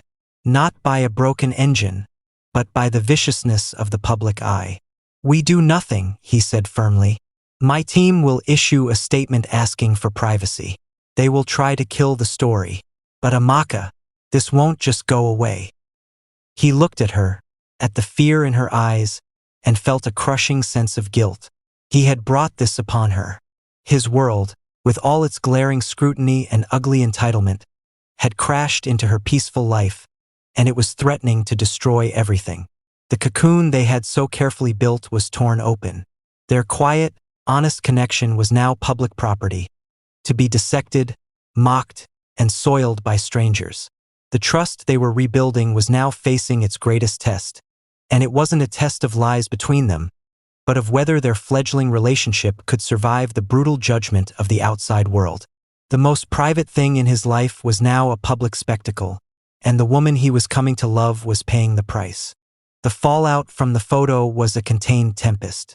Adewale's PR team, expensively and efficiently, managed to quash the most salacious follow-up stories. The online chatter moved on to the next scandal within 48 hours, as online chatter does. But for those in the know, the image was seared into memory. And no one was more in the know than the Adebayo family. The summons came not by phone, but by a handwritten note delivered by a stern-faced family retainer who appeared at Ade's penthouse door. The stationery was thick, cream-colored, and embossed with the family crest. The message, in his mother's elegant, looping script, was brief and unequivocal. Adewale, your presence is required at the family home for dinner this evening, 7 p.m. Do not be late. Mother, it was not an invitation. It was a royal command. The drive to the sprawling Adebayo compound in Ikoyi was silent. Ade sat in the back of the Bentley, his jaw clenched. He knew what was coming. He had been dreading this confrontation since the photo had leaked. The compound was a world unto itself, a gated fortress of old money and tradition. The air smelled of freshly cut grass and privilege. Servants in crisp white uniforms moved with silent efficiency. His mother, Alhaja Elizabeth Adebayo, was waiting for him in the sitting room. She was a beautiful woman in her late 60s, her posture ramrod straight, her hair perfectly coiffed under a stunning geli. She was dressed in a magnificent lace iro and buba, every inch the matriarch. She did not get up when he entered. Adewale. Her voice was cool, a carefully modulated instrument that could convey disapproval without ever raising its pitch. Mother. He leaned down to kiss her cheek. She offered it, her skin cool against his lips. Sit. He sat in the armchair opposite her, feeling like he was 10 years old again, about to be scolded for a poor school report. She let the silence hang in the air, a classic tactic. She picked up her teacup, took a delicate sip, and placed it back on the saucer with a soft, definitive click. I assume you have seen the discourse online. She began, her tone implying the word was synonymous with sewage. I have. It's been handled. Has it? She raised a perfectly sculpted eyebrow. It has been contained, perhaps, but the image remains. An image of my son, the head of this family, behaving like a common boyfriend opening car doors for some. She waved a dismissive hand, unable to even conjure a suitable word for Amaka. Her name is Amaka Okafor, Ade said, his voice even, though a spark of anger ignited in his chest. I do not care what her name is. The veneer of calm cracked for a fraction of a second, revealing the steel beneath. What I care about is the spectacle you are making of yourself and, by extension, this family. What are you thinking, Adewale? Consorting with a woman from God knows where? A taxi driver? Have you lost your mind? She is not a God knows where, he countered, his own voice hardening. She is an intelligent, hard-working, and incredibly dignified woman. Dignified? His mother let out a short, humorless laugh. A dignified woman does not allow herself to be photographed grinning at a billionaire from a cheap sedan. She is clearly opportunistic. She sees a chance to climb out of her circumstances, and you are her ladder. It is transparent and, frankly, embarrassing. Adewale felt a white-hot rage flash through him. I do not need to know her. His mother snapped, rising to meet his height, her own anger finally showing. I know her type. I know this story. It always ends the same way, with a payout, a scandal, and a tarnished reputation. You are not a young man sowing wild oats, Adewale. You are Alhaji Adewale Adebayo. You have a legacy to protect. You have a name to uphold. You have sisters whose own marriage prospects can be affected by your dalliances. She took a step closer, her eyes blazing. This ends now. You will cease all contact with this woman. You will issue a statement through your office denying any romantic involvement, calling her a family friend or a charity case you were assisting. You will then be seen in public with Adejua Balogun. Her family is impeccable. Her pedigree is without question, and she has been patiently waiting for you to come to your senses.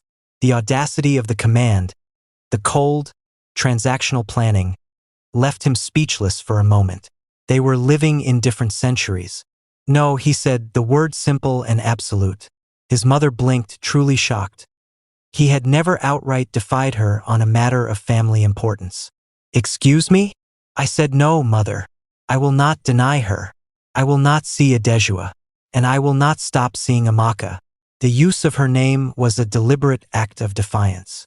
He saw the shock in his mother's eyes curdle into something colder, harder.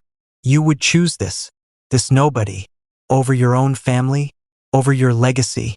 Her voice was a venomous whisper. I am not choosing her over you, he said, though he knew that's exactly what it was. I am choosing to live my own life. My legacy will be defined by my happiness, not by the pedigree of the woman on my arm. Happiness? She spat the word as if it were a disease. You think this is about happiness? This is about duty. This is about responsibility. You are a fool, Adewale. A lovesick fool being led by his. She couldn't finish. She turned her back on him, a gesture of ultimate dismissal. Get out. Mother, get out of my house, she said, her voice trembling with fury. You wish to make your choices? Then you can live with the consequences. But do not come crawling back to this family when this venture of yours inevitably collapses and leaves you ruined. Adewale looked at her rigid back, at the woman who had raised him with a fierce love that was now entirely conditional. A profound sadness washed over him, but it was clean, sharp. The line had been drawn. Without another word, he turned and walked out. The heavy door of the family home closed behind him with a finality that echoed in his soul. He had chosen his path. He had defied his family for a woman who didn't even know the battle was being waged. The weight of his choice was immense, but as he got into his car, a strange sense of freedom settled over him. For the first time, he was making a choice for Adewale, not for the Adebayo dynasty. And it was the easiest, hardest decision he had ever made. The drive back from Ikoyi to his penthouse was a journey through a silent, internal storm. The finality in his mother's voice, the glacial fury in her eyes, it echoed in the plush silence of the Bentley. He had not just disagreed with her. He had declared war on the very foundation of his upbringing. The weight of it was a physical pressure on his chest. He expected to feel guilt or at least a profound unease. Instead, as the lights of Victoria Island glittered ahead, a strange, defiant clarity settled over him. For the first time in his adult life, a decision was entirely his. It wasn't for the shareholders, the board, or the Adebayo dynasty. It was for him, and it was the most certain he had ever felt. He found himself directing Emmanuel not to his penthouse, but to Yaba. He didn't call ahead. He needed to see her. The confrontation with his mother had made his choice real, and he needed to anchor himself in the reality of why he had made it. He stood outside her door, the sounds of the vibrant, living neighborhood a stark contrast to the stifling silence of the family compound. He knocked. Amaka opened the door, her expression shifting from curiosity to concern when she saw his face. He knew he probably looked pale, his eyes still holding the intensity of the battle head just fought. Adewale? What is it? What's wrong? She ushered him in quickly. Chidera was already asleep, and the small apartment was quiet. He couldn't speak at first. He just stood in the middle of her living room, running a hand over his face. My mother, he finally said, the words rough. She saw the photo. Amaka's face fell. She had been dreading this. Oh, she didn't like it. It was a monumental understatement. A harsh, weary laugh escaped him. That's one way to put it. He began to pace, the energy of the argument still coursing through him. She summoned me, issued an ultimatum. Deny you, date a woman of suitable pedigree, or be cut off from the family. Amaka gasped, her hand flying to her mouth. Her eyes were wide with horror.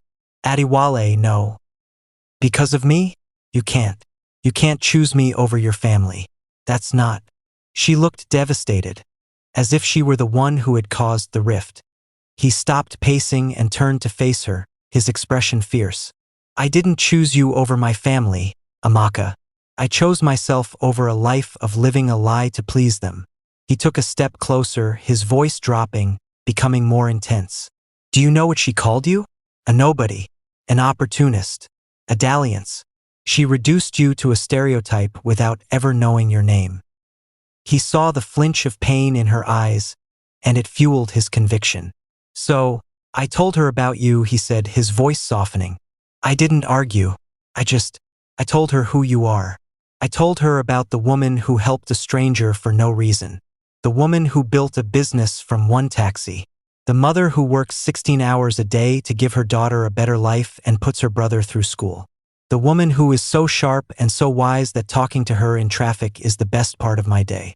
Tears welled in Amaka's eyes, spilling over onto her cheeks. She was silent, listening. I told her about your dream, he continued, his voice thick with emotion.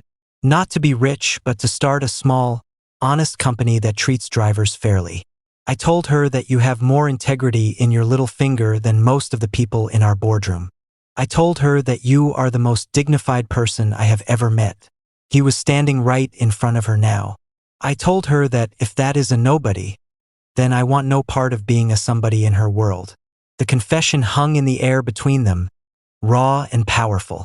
He wasn't just defending her to his mother.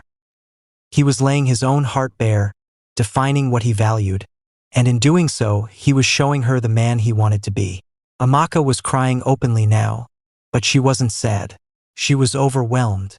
No one had ever seen her that way. No one had ever fought for her like that. To his mother, she was a problem. To him, she was a principal worth losing everything for. I am so sorry, she whispered, her voice breaking. I'm so sorry I caused this.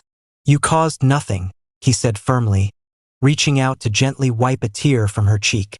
You just existed, authentically and brilliantly. The conflict was always there, inside me. You just gave me the courage to face it. He looked around her small, warm apartment, at the evidence of her hard work and love everywhere.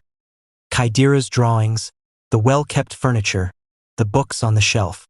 This is real, he said, his voice full of wonder. The compound in Ikoyi, the boardrooms. That's the performance. This is the truth. And I choose the truth. In that moment, the last vestiges of the Mr. Ade persona vanished.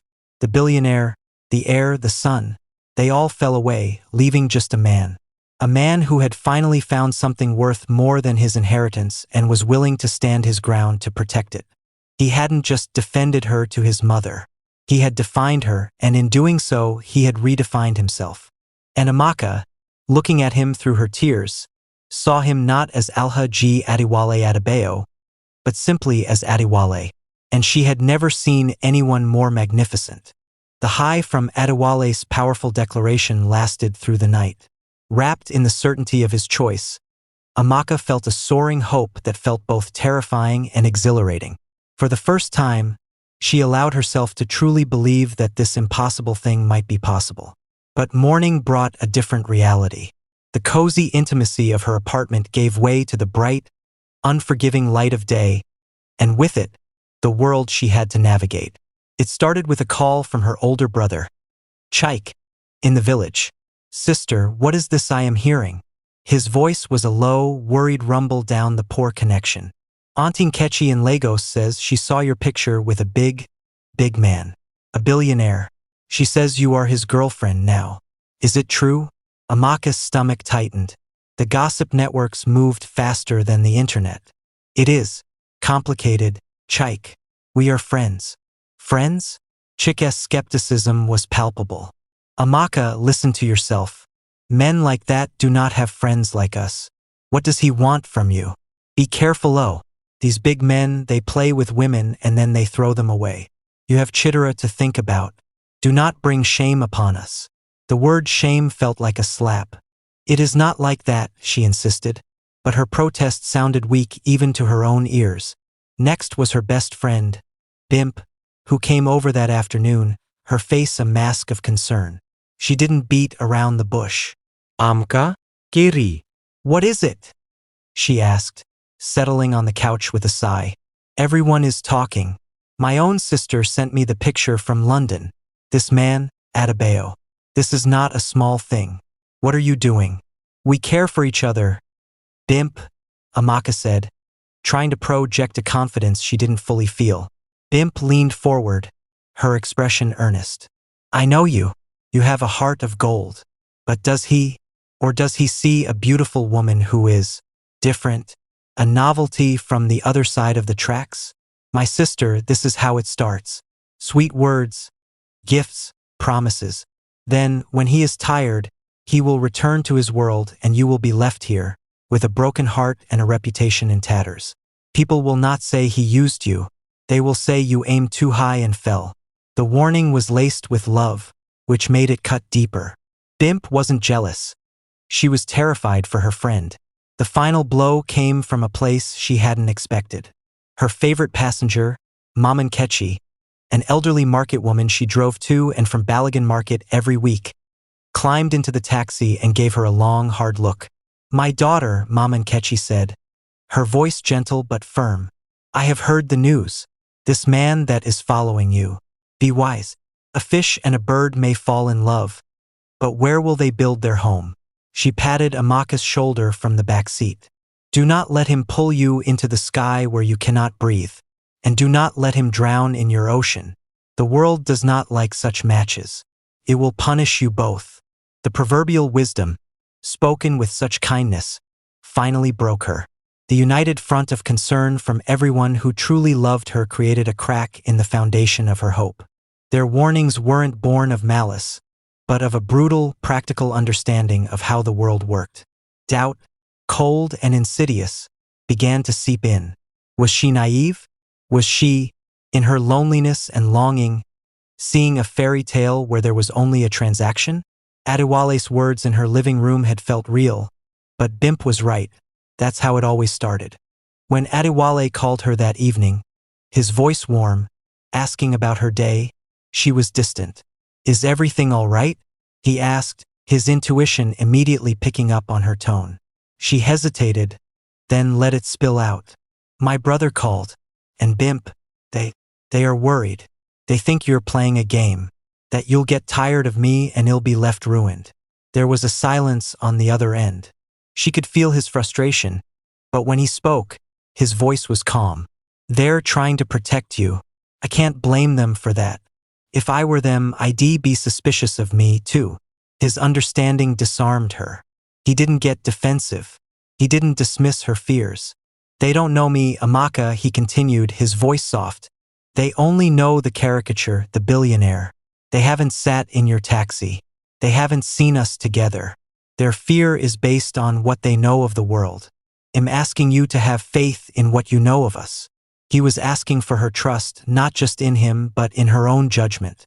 He was acknowledging the validity of their fears while asking her to believe in the reality they had built.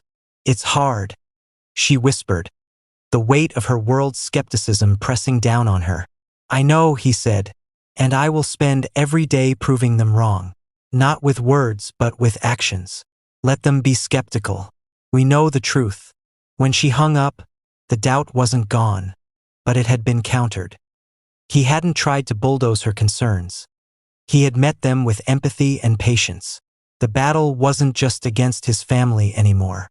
It was against the collective wisdom of her entire world, a world that believed some divides were too wide to cross. And the only weapon they had was the fragile, untested truth of their connection. The hope in her heart now had to face the skepticism of her reality, and she wasn't sure which was stronger. The skepticism from her world became a constant, low hum in the back of Amaka's mind. It was a chill she couldn't quite shake, even in the warmth of Adewale's assurances. He sensed it, the subtle distance that had returned. The battle with his family had been won, but the war for normalcy, for a love that could exist outside of pressure and scrutiny, was just beginning. He knew he needed to change the narrative.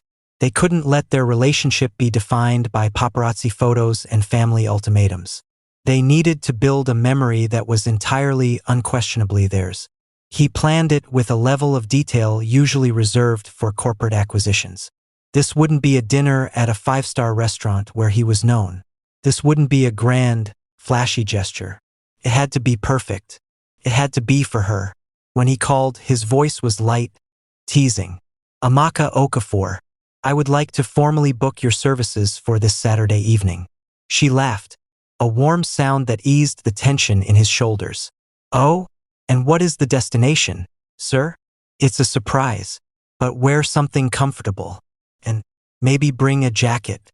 The mystery worked. By Saturday, her apprehension had been replaced by a genuine, buzzing curiosity. When he arrived to pick her up, in the same discreet sedan, he was dressed simply in dark jeans and a sweater. He looked normal, handsome, but approachable. It made her heart skip a beat.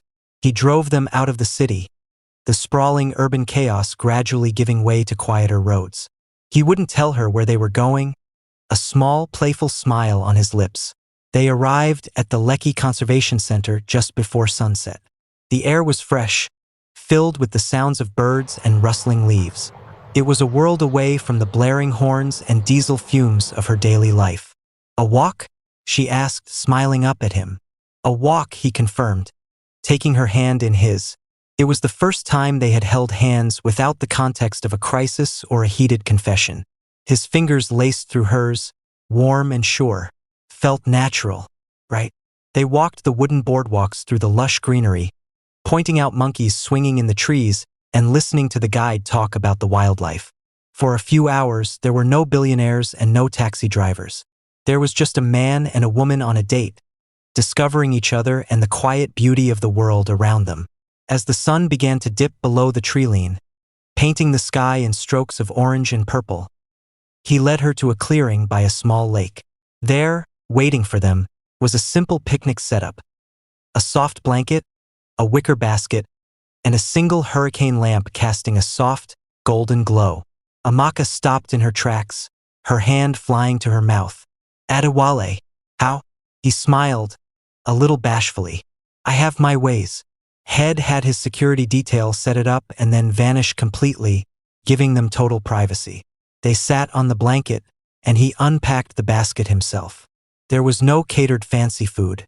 Instead, Head had his cook prepare simple, delicious Nigerian favorites. Jollof rice, moi, peppered chicken, and chin chin for dessert. It was a meal from her world, prepared with care for his. They ate with their fingers, laughing, talking about everything and nothing. The last of the walls between them crumbled away in the fading light. He told her funny stories about his eccentric uncle. She told him about the time Chitara put a live ladybug in her lunchbox to keep her company. As true darkness fell and the stars emerged, a million pinpricks of light in the velvety sky, a comfortable silence fell between them. The lamp flickered, illuminating their faces. "Thank you," Amaka said softly, her voice full of emotion. "For this, for knowing that I didn't need a fancy restaurant.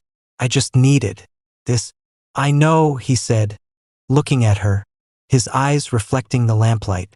"I wanted to give you a night with no titles, no past, and no outside noise. Just us." He reached out and gently tucked a stray braid behind her ear, his fingers lingering on her cheek. The air between them shifted, charged with a new, tender electricity. "Amaka," he whispered, his voice husky. He leaned in slowly, giving her every chance to pull away. She didn't. She met him halfway. Their first kiss was not a collision of passion, but a slow, gentle exploration. It was a kiss of hello, of recognition, of a promise finally being kept. It tasted of chin-chin and hope and the sweet, humid night air. When they finally pulled apart, both were breathless, foreheads resting together. They stayed like that for a long time, under the vast, starlit sky, the sounds of the forest night chirping around them. The doubts, the warnings, the scandals, they all faded into insignificance. All that mattered was the feel of his hand in hers and the silent, perfect understanding that passed between them. The drive home was quiet, peaceful. He held her hand the entire way. When he walked her to her door, he didn't try to come in. He simply kissed her once more, softly, on the forehead. "Good night, Amaka." "Good night, Adewale." She watched him drive away, then leaned against her door, a slow, radiant smile spreading across her face. She touched her lips, still feeling the ghost of his kiss. Imp was wrong. Her brother was wrong. Mama Nkechi was wrong. This was not a transaction. This was not a game. This was real. And for the first time, she believed it with her whole heart. The first date was over, and their real story had finally begun. The memory of the kiss under the stars became a talisman for Amaka. She carried it with her through her days, a secret source of warmth that glowed against the lingering chill of her friend's skepticism. Their relationship, once confined to a taxi and a cafe, began to breathe and expand. He would come to her apartment, and they would cook simple dinners together, much to Kaidira's delight, who had taken to Adewale with the uncomplicated trust of a child. He was no longer Mr. Ade, the passenger. He was Uncle Ade, the man who told funny stories and always remembered her favorite candy. One such evening, after Chitara was asleep, they sat on Amaka's small balcony, sharing a bowl of fruit. The sounds of the neighborhood drifted up to them. A distant generator, laughter from a nearby compound, the cry of a street hawker. A comfortable, familiar symphony. Adewale was telling a story about a disastrous board meeting where a PowerPoint presentation had failed spectacularly. He was making her laugh, doing impressions of his flustered directors. But as his story wound down, he grew quiet, his smile fading. He looked out over the rooftops of Yaba, his expression turning thoughtful, almost pensive. "What is it?" Amaka asked softly, sensing the shift in his mood. He was silent for a long moment, as if choosing his words with great care. "It's easier to laugh about it now," he began, his voice losing its light-hearted tone. "But it wasn't always like this. The company, the pressure. It's a gilded cage sometimes." He turned to look at her, his eyes serious. "The people in my world, they don't see me. They see the title, the bank account. They see what they can get from me. It's why I started taking taxis in the first place. To feel normal, to feel invisible. And then I met you, and you saw me even when you didn't know who I was. You challenged me. You treated me like a person." He took a deep breath, the vulnerability in his expression making Amaka's heart ache. "It's why I lied. It was cowardly and wrong, but I was so terrified that if you knew the truth, the realness would vanish. You would start seeing the title, not the man." Amaka reached out and placed her hand over his. "I understand," she whispered, and she did. The pressure he described was a mirror image of the skepticism she faced, just from the opposite side of the spectrum. He looked down at their joined hands, his thumbs stroking her knuckles. "There's a reason I'm so afraid of people wanting something from me," he said, his voice so low she had to lean in to hear him. "A reason why that gilded cage feels so familiar." He told her then. He told her about his father, the formidable Alha G. Adebayo Sr., a man who saw his children not as individuals to be loved, but as assets to be managed, heirs to be molded. He spoke of a childhood devoid of play, filled instead with tutors, business lessons, and constant critiques. Love was conditional, based on performance and obedience. "My mother was the same," he said, a hint of old pain in his eyes. "Her love was a reward for upholding the family image. When I told her about you, it was the ultimate betrayal in her eyes. Not because she cares about my happiness, but because you don't fit the blueprint. You are a variable she can't control." He fell silent, the confession hanging in the humid night air. He had just given her the key to understanding everything. His initial deception, his fear, his fierce need for a genuine connection, and the monumental weight of his defiance against his family. Amaka listened, her heart breaking for the lonely little boy he had been. She finally saw the full picture. The billionaire wasn't just a title. It was a legacy of emotional isolation. His wealth wasn't just a privilege. It was a barrier that had kept him profoundly lonely. She understood now why her refusal to take his money that first day had been so disarming. It was a language he didn't understand. She understood why her world, for all its struggles, felt so real to him. It was filled with the unconditional love and messy, authentic emotions his life lacked. "My past," she said softly, after a long moment of silence. "It's the reason for my walls, too." And so, under the cloak of the night, she told him her story. She told him about Kaidira's father, a man named Toby. She spoke of a young, naive love, full of promises. She told him about the positive pregnancy test, the joy she felt, and the cold, stark fear that had dawned on Toby's face. He said he wasn't ready, she said, her voice steady but quiet with the memory of the pain. He offered me money to take care of it. When I refused, he told me I was on my own. He left Lagos the next week. I haven't heard from him since. She looked out at the city lights, her profile strong. That's when I learned that the only person you can truly depend on is yourself. That's why the taxi wasn't just a job. It was my independence, my security.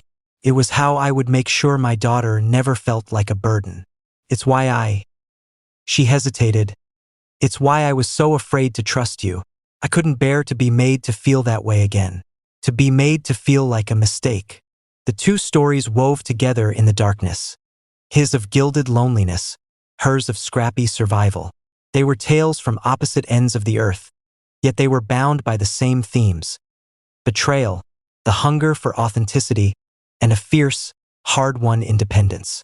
Adewale didn't offer empty platitudes. He didn't try to fix her past.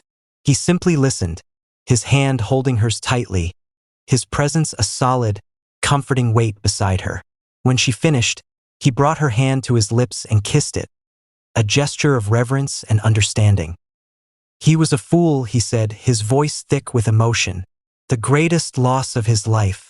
In that moment, they weren't a billionaire and a taxi driver. They were just two people who had been hurt, who had built fortresses around their hearts, and who had, against all odds, found a way to lower the drawbridges for each other. The past had been revealed, not as a weapon, but as an offering. And in the sharing, the last shadows of doubt between them finally dissolved, replaced by a deep, unshakable trust. They had seen each other's scars, and instead of turning away, they had chosen to hold each other tighter. The idyllic bubble of their new normal was shattered by a tremor that began not in the stock market, but in a port halfway across the world. A critical shipment of next-generation semiconductor chips, the lifeblood of Adewale's flagship smartphone line, was seized at customs. The reason was a labyrinthine and likely fabricated regulatory violation, a common strong-arm tactic by a rival conglomerate trying to stall his product launch. The news hit his company like an earthquake. The stock price began a nosedive within hours. Panicked emails flooded his inbox. The board demanded an emergency meeting. The press, smelling blood in the water, circled with headlines predicting the beginning of the end of the Adebayo empire. Adewale vanished into the storm. He canceled their Thursday tea. His texts became brief, terse apologies. Still in meetings. Can't talk now. I'm sorry. Days bled into a week. The man who had been so present, so focused on her and Chitara, was gone, replaced by a ghost who existed only in late-night phone calls that sounded hollow with exhaustion. Amaka watched it all from a distance, a knot of anxiety tightening in her stomach. She read the headlines, saw the panic on the business news channels. The scale of the crisis was unimaginable to her. This wasn't a broken-down taxi. This was a multi-billion naira enterprise threatening to crumble. She wanted to help, to offer some brilliant solution, but what could she do? She was a taxi driver. Her world of navigating Lagos traffic felt galaxies away from international trade wars and stock market plunges. One evening, after a particularly grim news report, her phone rang. It was him. His voice was ragged, stripped raw. "Amaka?" he said, and it was just her name, but it carried the weight of his entire crumbling world. "I'm here," she said softly. "I don't think I can fix this," he whispered, the admission sounding like it was torn from him. It was the voice of a man facing an abyss. "They've outmaneuvered us. The launch is dead. The losses, they're catastrophic."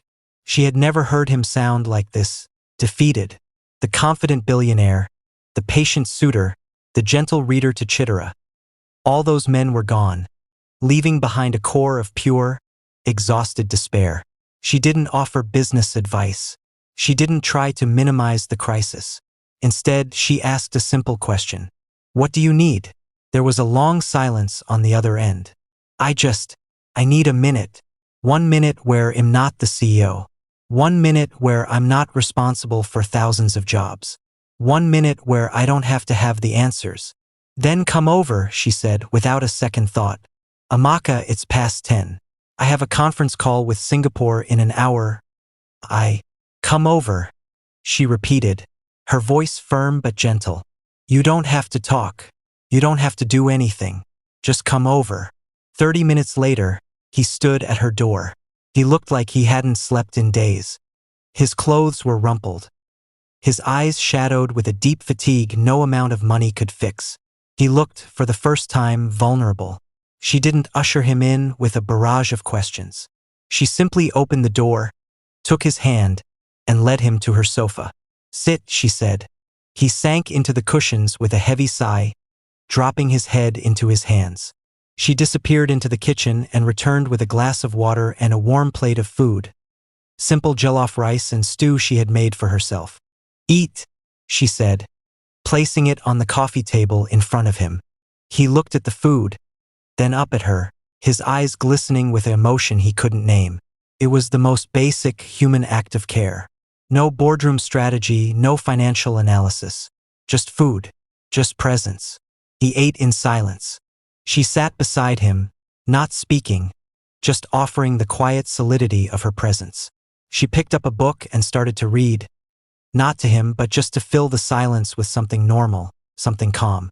When he finished, she took the plate away. He leaned back against the sofa, closing his eyes. The tension in his shoulders had eased, just a fraction. I don't know what to do, he admitted to the ceiling, his voice quiet. You will, she said, putting her book down. You're the smartest, most resilient man I know. You didn't build an empire by accident. This is just a very bad stretch of road. He opened his eyes and turned to look at her. She saw the despair in them begin to recede, replaced by a flicker of the man she knew. A bad stretch of road? He repeated, a faint, weary smile touching his lips.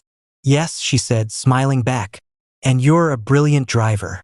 You'll find a way through. You just need to remember that you're not driving alone. Her words were simple, a metaphor from her world, but they landed with more force than any business advice could have. She wasn't offering a solution to the customs crisis. She was offering faith, unwavering, unconditional faith in him. His phone buzzed. The conference call with Singapore. He looked at it, then back at her. The dread was still there, but it was no longer paralyzing. He stood up, pulling her into a tight, wordless hug. He held her for a long moment, drawing strength from her calm certainty. Thank you, he whispered into her hair.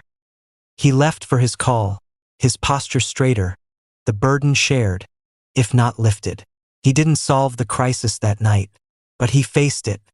He fought for his company not from a place of panicked desperation, but from a place of recentered strength. The problem was the same, but the man facing it was different. He had a sanctuary.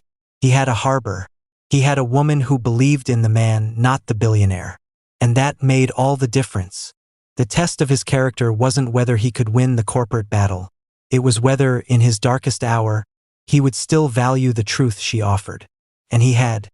He had chosen, in his moment of greatest weakness, to be vulnerable with her. And she had chosen to be his shelter, not his strategist. They had passed the test together. The crisis passed, not with a single, glorious victory, but through a grueling, relentless campaign of legal maneuvers, strategic concessions, and sleepless nights.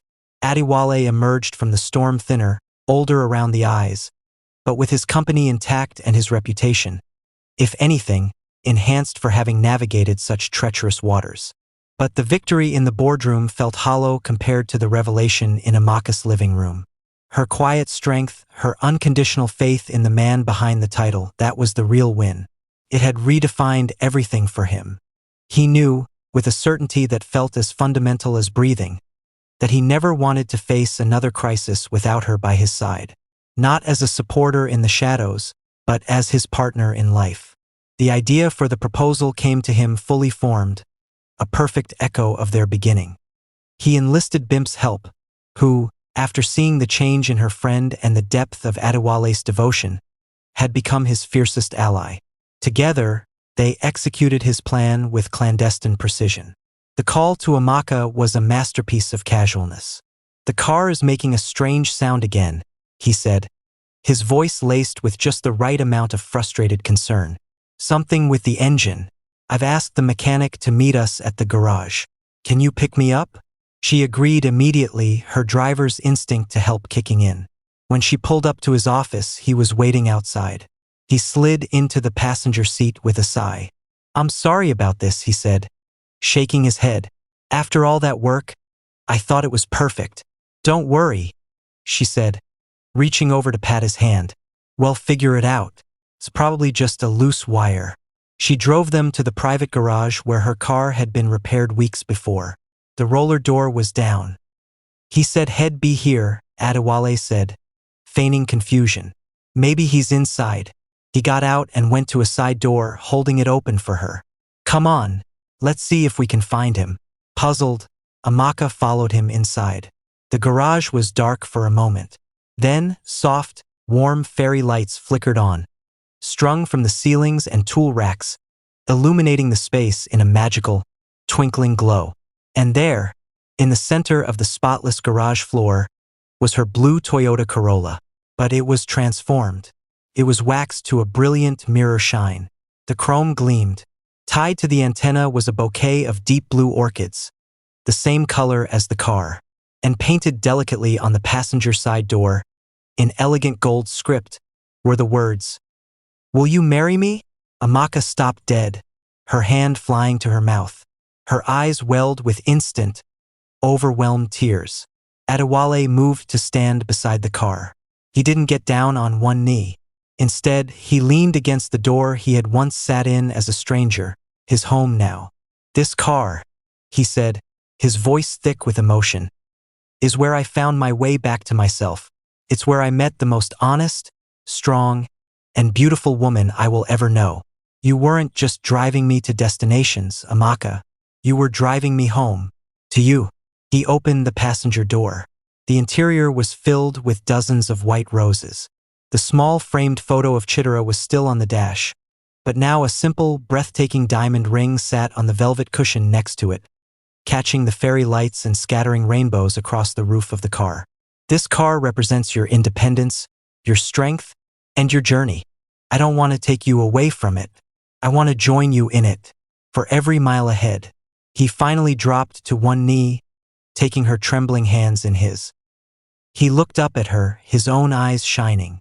"Amaka Okafor, my favorite driver, my best friend, the love of my life. Will you do me the incredible honor of becoming my wife?" Amaka was crying freely now, tears of pure, unadulterated joy streaming down her face. She looked from his hopeful, earnest face to the transformed taxi, to the ring glittering beside her daughter's picture. It was so perfectly them. It wasn't a proposal in a fancy restaurant or with a flashy jewel in a velvet box. It was a proposal that honored their story, her pride, and the humble vehicle where their souls had first connected. She didn't need to think. She didn't need to hesitate. "Yes," she cried, her voice breaking with emotion. She pulled him up and into her arms, kissing him with all the love and promise that filled her heart. "Yes, 1,000 times yes."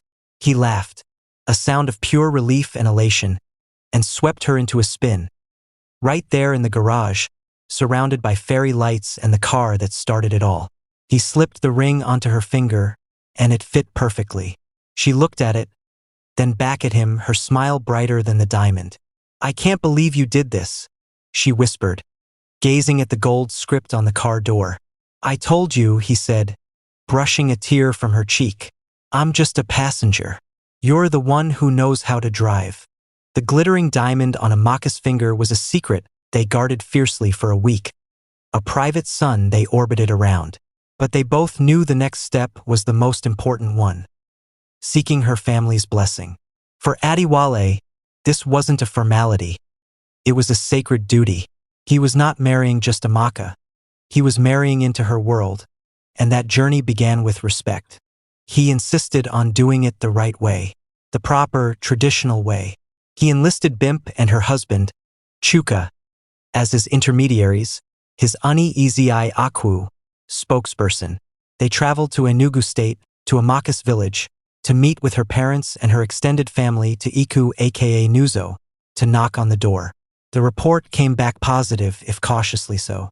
Her family was astonished, wary of the vast social gulf, but deeply respectful of the elaborate traditional courtesy being shown. A date was set for the Igbanku, the traditional wine-carrying ceremony. A week later, a convoy of modest, unassuming cars, not his fleet of Bentleys, wound its way into the vibrant, dusty village of Udi. Adewale was in the lead car, his heart pounding with a nervousness no boardroom had ever induced. He was dressed not in a suit, but in a magnificent, full-length ISI Agu, lion's head, leopard-patterned Igbo chief's outfit, a bold and respectful embrace of her culture. His members of his family who had chosen to support him, including a contrite but curious Uncle Tund, followed, also dressed in traditional attire. The compound was alive with music, chatter, and the smell of roasting meat.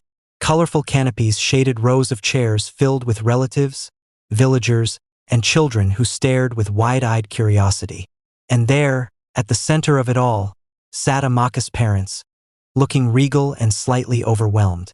The ceremony began. Adewale and his family were formally welcomed. Then, the moment of truth.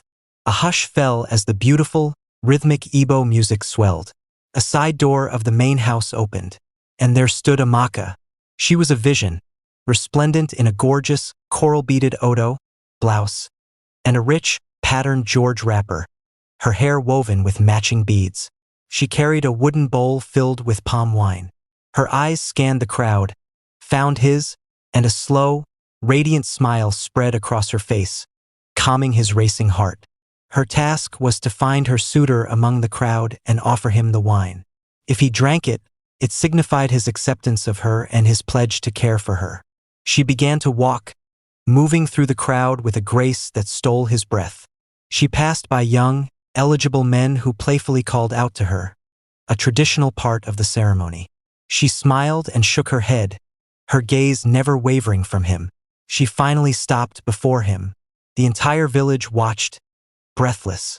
She knelt before him, the ultimate sign of respect, and lifted the bowl of wine. "I have come to ask if you will drink from the cup I offer," she said, her voice clear and strong, reciting the ancient words. Adewale took the bowl from her hands, his fingers brushing hers. He looked at her, at this strong, incredible woman offering him her life, her culture, her family.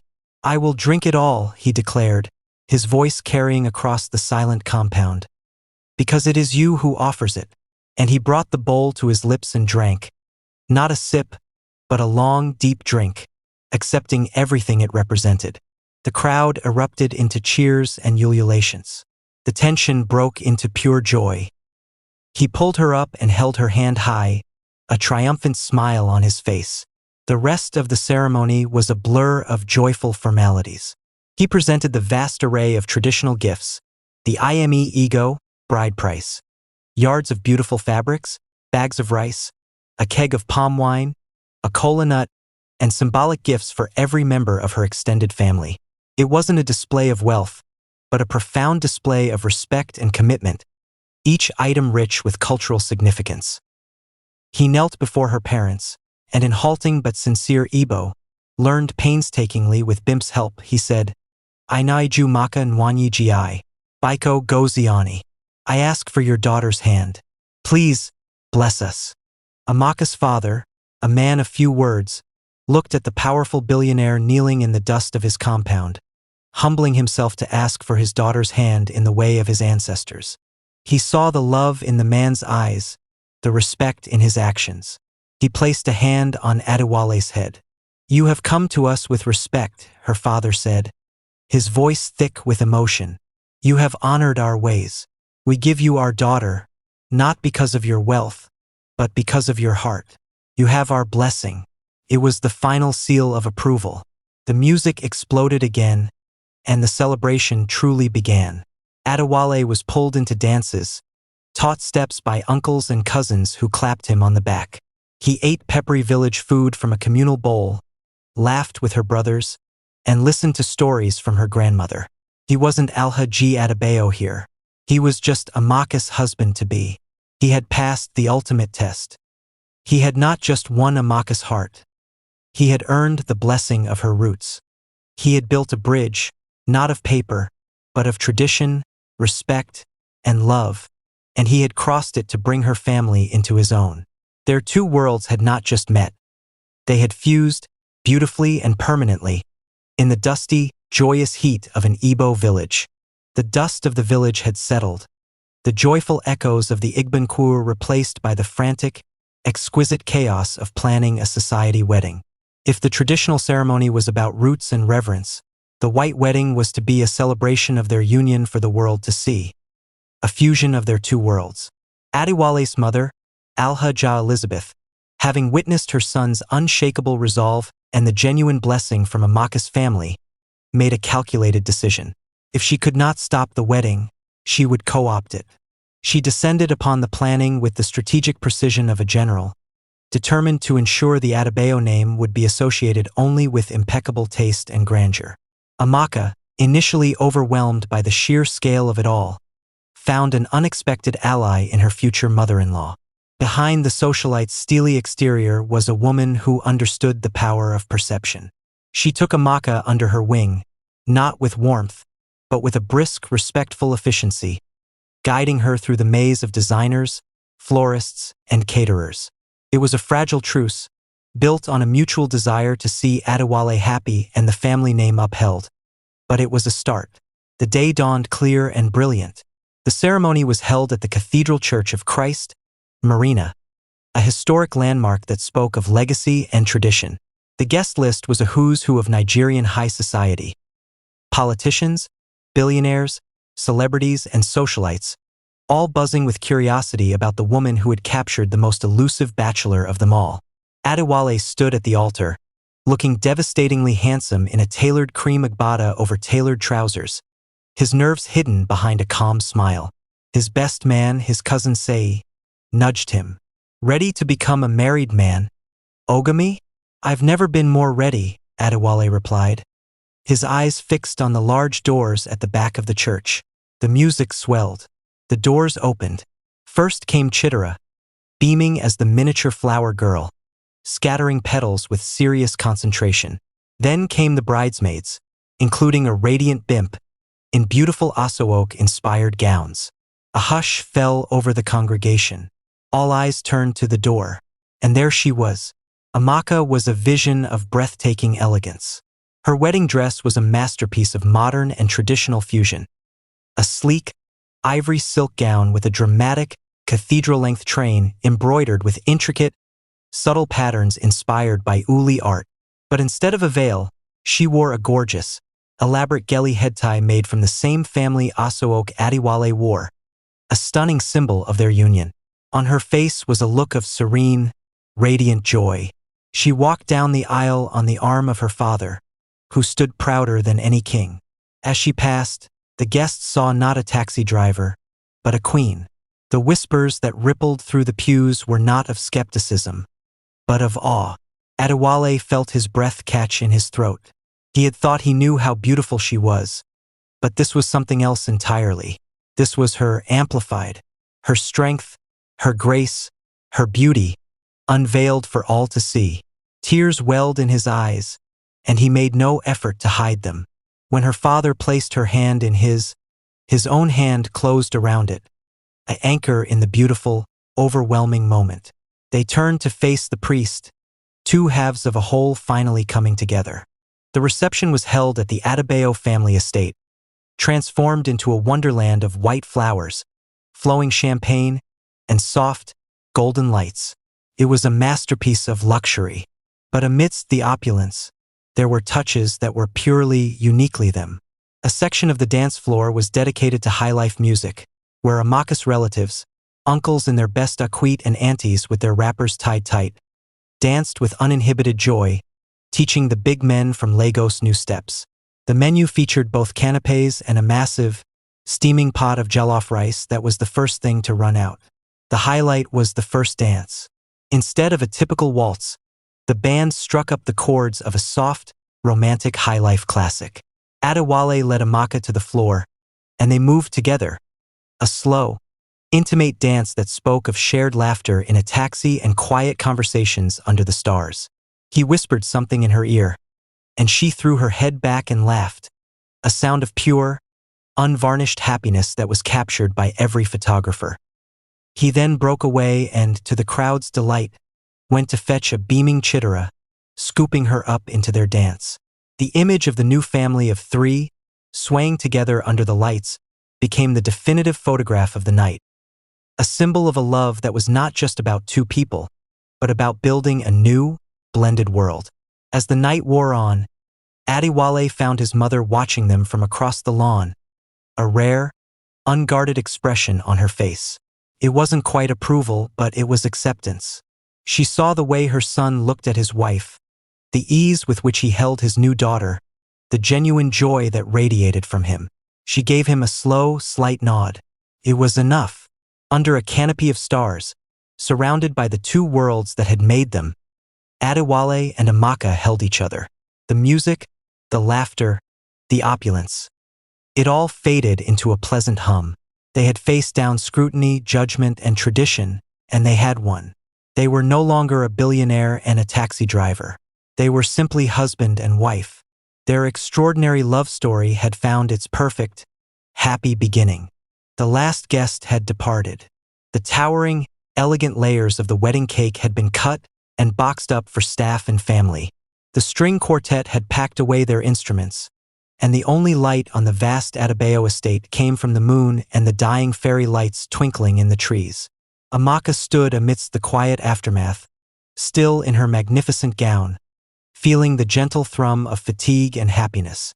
The day had been a beautiful, surreal dream. She looked down at the simple, stunning band of platinum that now sat beside her diamond engagement ring. Mrs. Adebayo. The words still felt foreign, magical. She felt a warm presence beside her. Adewale slipped his hand into hers, his own gold band glinting in the soft light. He, too, had shed his formal agbada for the more comfortable trousers and shirt head worn beneath it. "Tired?" he asked, his voice a soft rumble in the quiet night. "A little," she admitted, leaning her head against his shoulder. "It was perfect." "It was," he agreed, kissing her hair. "But it's not over yet." She looked up at him, curious. "What do you mean?" A mischievous smile played on his lips, the same one Head had when planning the proposal. "We have one more tradition to uphold." "Our tradition?" He led her by the hand, away from the grand patio, down the manicured path towards the front drive. There, parked not among the fleets of Rolls-Royces and Bentleys waiting to chauffeur remaining family, but off to the side, was her blue Toyota Corolla. But it was transformed. Just as it had been for the proposal, it was polished to a brilliant shine. Tied to the radio antenna, a string of tin cans trailed behind it with a "Just Married" sign. But the most beautiful alteration was on the passenger door. The golden "Will you marry me?" had been carefully, lovingly changed, and now read, "Yes, Nolve forever." Tears of joyful disbelief sprung to Amaka's eyes. She laughed, a sound of pure, unadulterated delight that echoed in the silent night. "You didn't." "I did," he said, beaming. He walked to the passenger side and opened the door for her with a flourish. "Your chariot awaits, Mrs. Adebayo." She gathered the intricate folds of her wedding gown, the expensive silk and lace seeming utterly absurd and perfectly right for the occasion, and slid into the familiar passenger seat. The scent of lemon polish and the faint, comforting smell of the aged upholstery wrapped around her like a hug. Her daughter's photo was still on the dash, now with a tiny piece of white ribbon tied to its corner. Adewale closed her door, jogged around to the driver's side, and got in. The interior felt smaller with him in it, his broad shoulders familiar in the driver's seat. He turned the key, and the engine sputtered to life with its well-known, dependable hum. He looked over at her, his eyes shining with love and a shared secret. "Where to, my love?" "Anywhere," she whispered, her heart so full she thought it might burst. "As long as it's with you." With a grin, he put the car into gear and pulled slowly down the long, grand driveway of the Adebayo estate. The tin cans clattered cheerfully against the asphalt, a riotous, humble sound against the backdrop of silent, sleeping luxury. They drove through the gates, turning onto the empty Lagos road. The city lights spread out before them like a carpet of diamonds. He reached across the gearshift and took her hand, his thumb stroking her wedding band. They didn't speak. They didn't need to. The hum of the engine, the familiar feel of the road beneath the tires, the shared warmth of their joined hands. It was their symphony. It was the sound of their beginning. He was no longer the billionaire slumming it in a taxi. She was no longer the driver giving a stranger a ride. They were simply Adewale and Amaka, two souls who had found each other on a dusty roadside, who had built a bridge between their worlds with honesty, patience, and an extraordinary amount of courage. The past was a cherished memory. The future was an open road, stretching out before them, bright and full of promise. And they were driving into it, together, in the car that had started it all. A humble blue Toyota, filled with more love than any luxury vehicle could ever hold. Their greatest adventure was just beginning.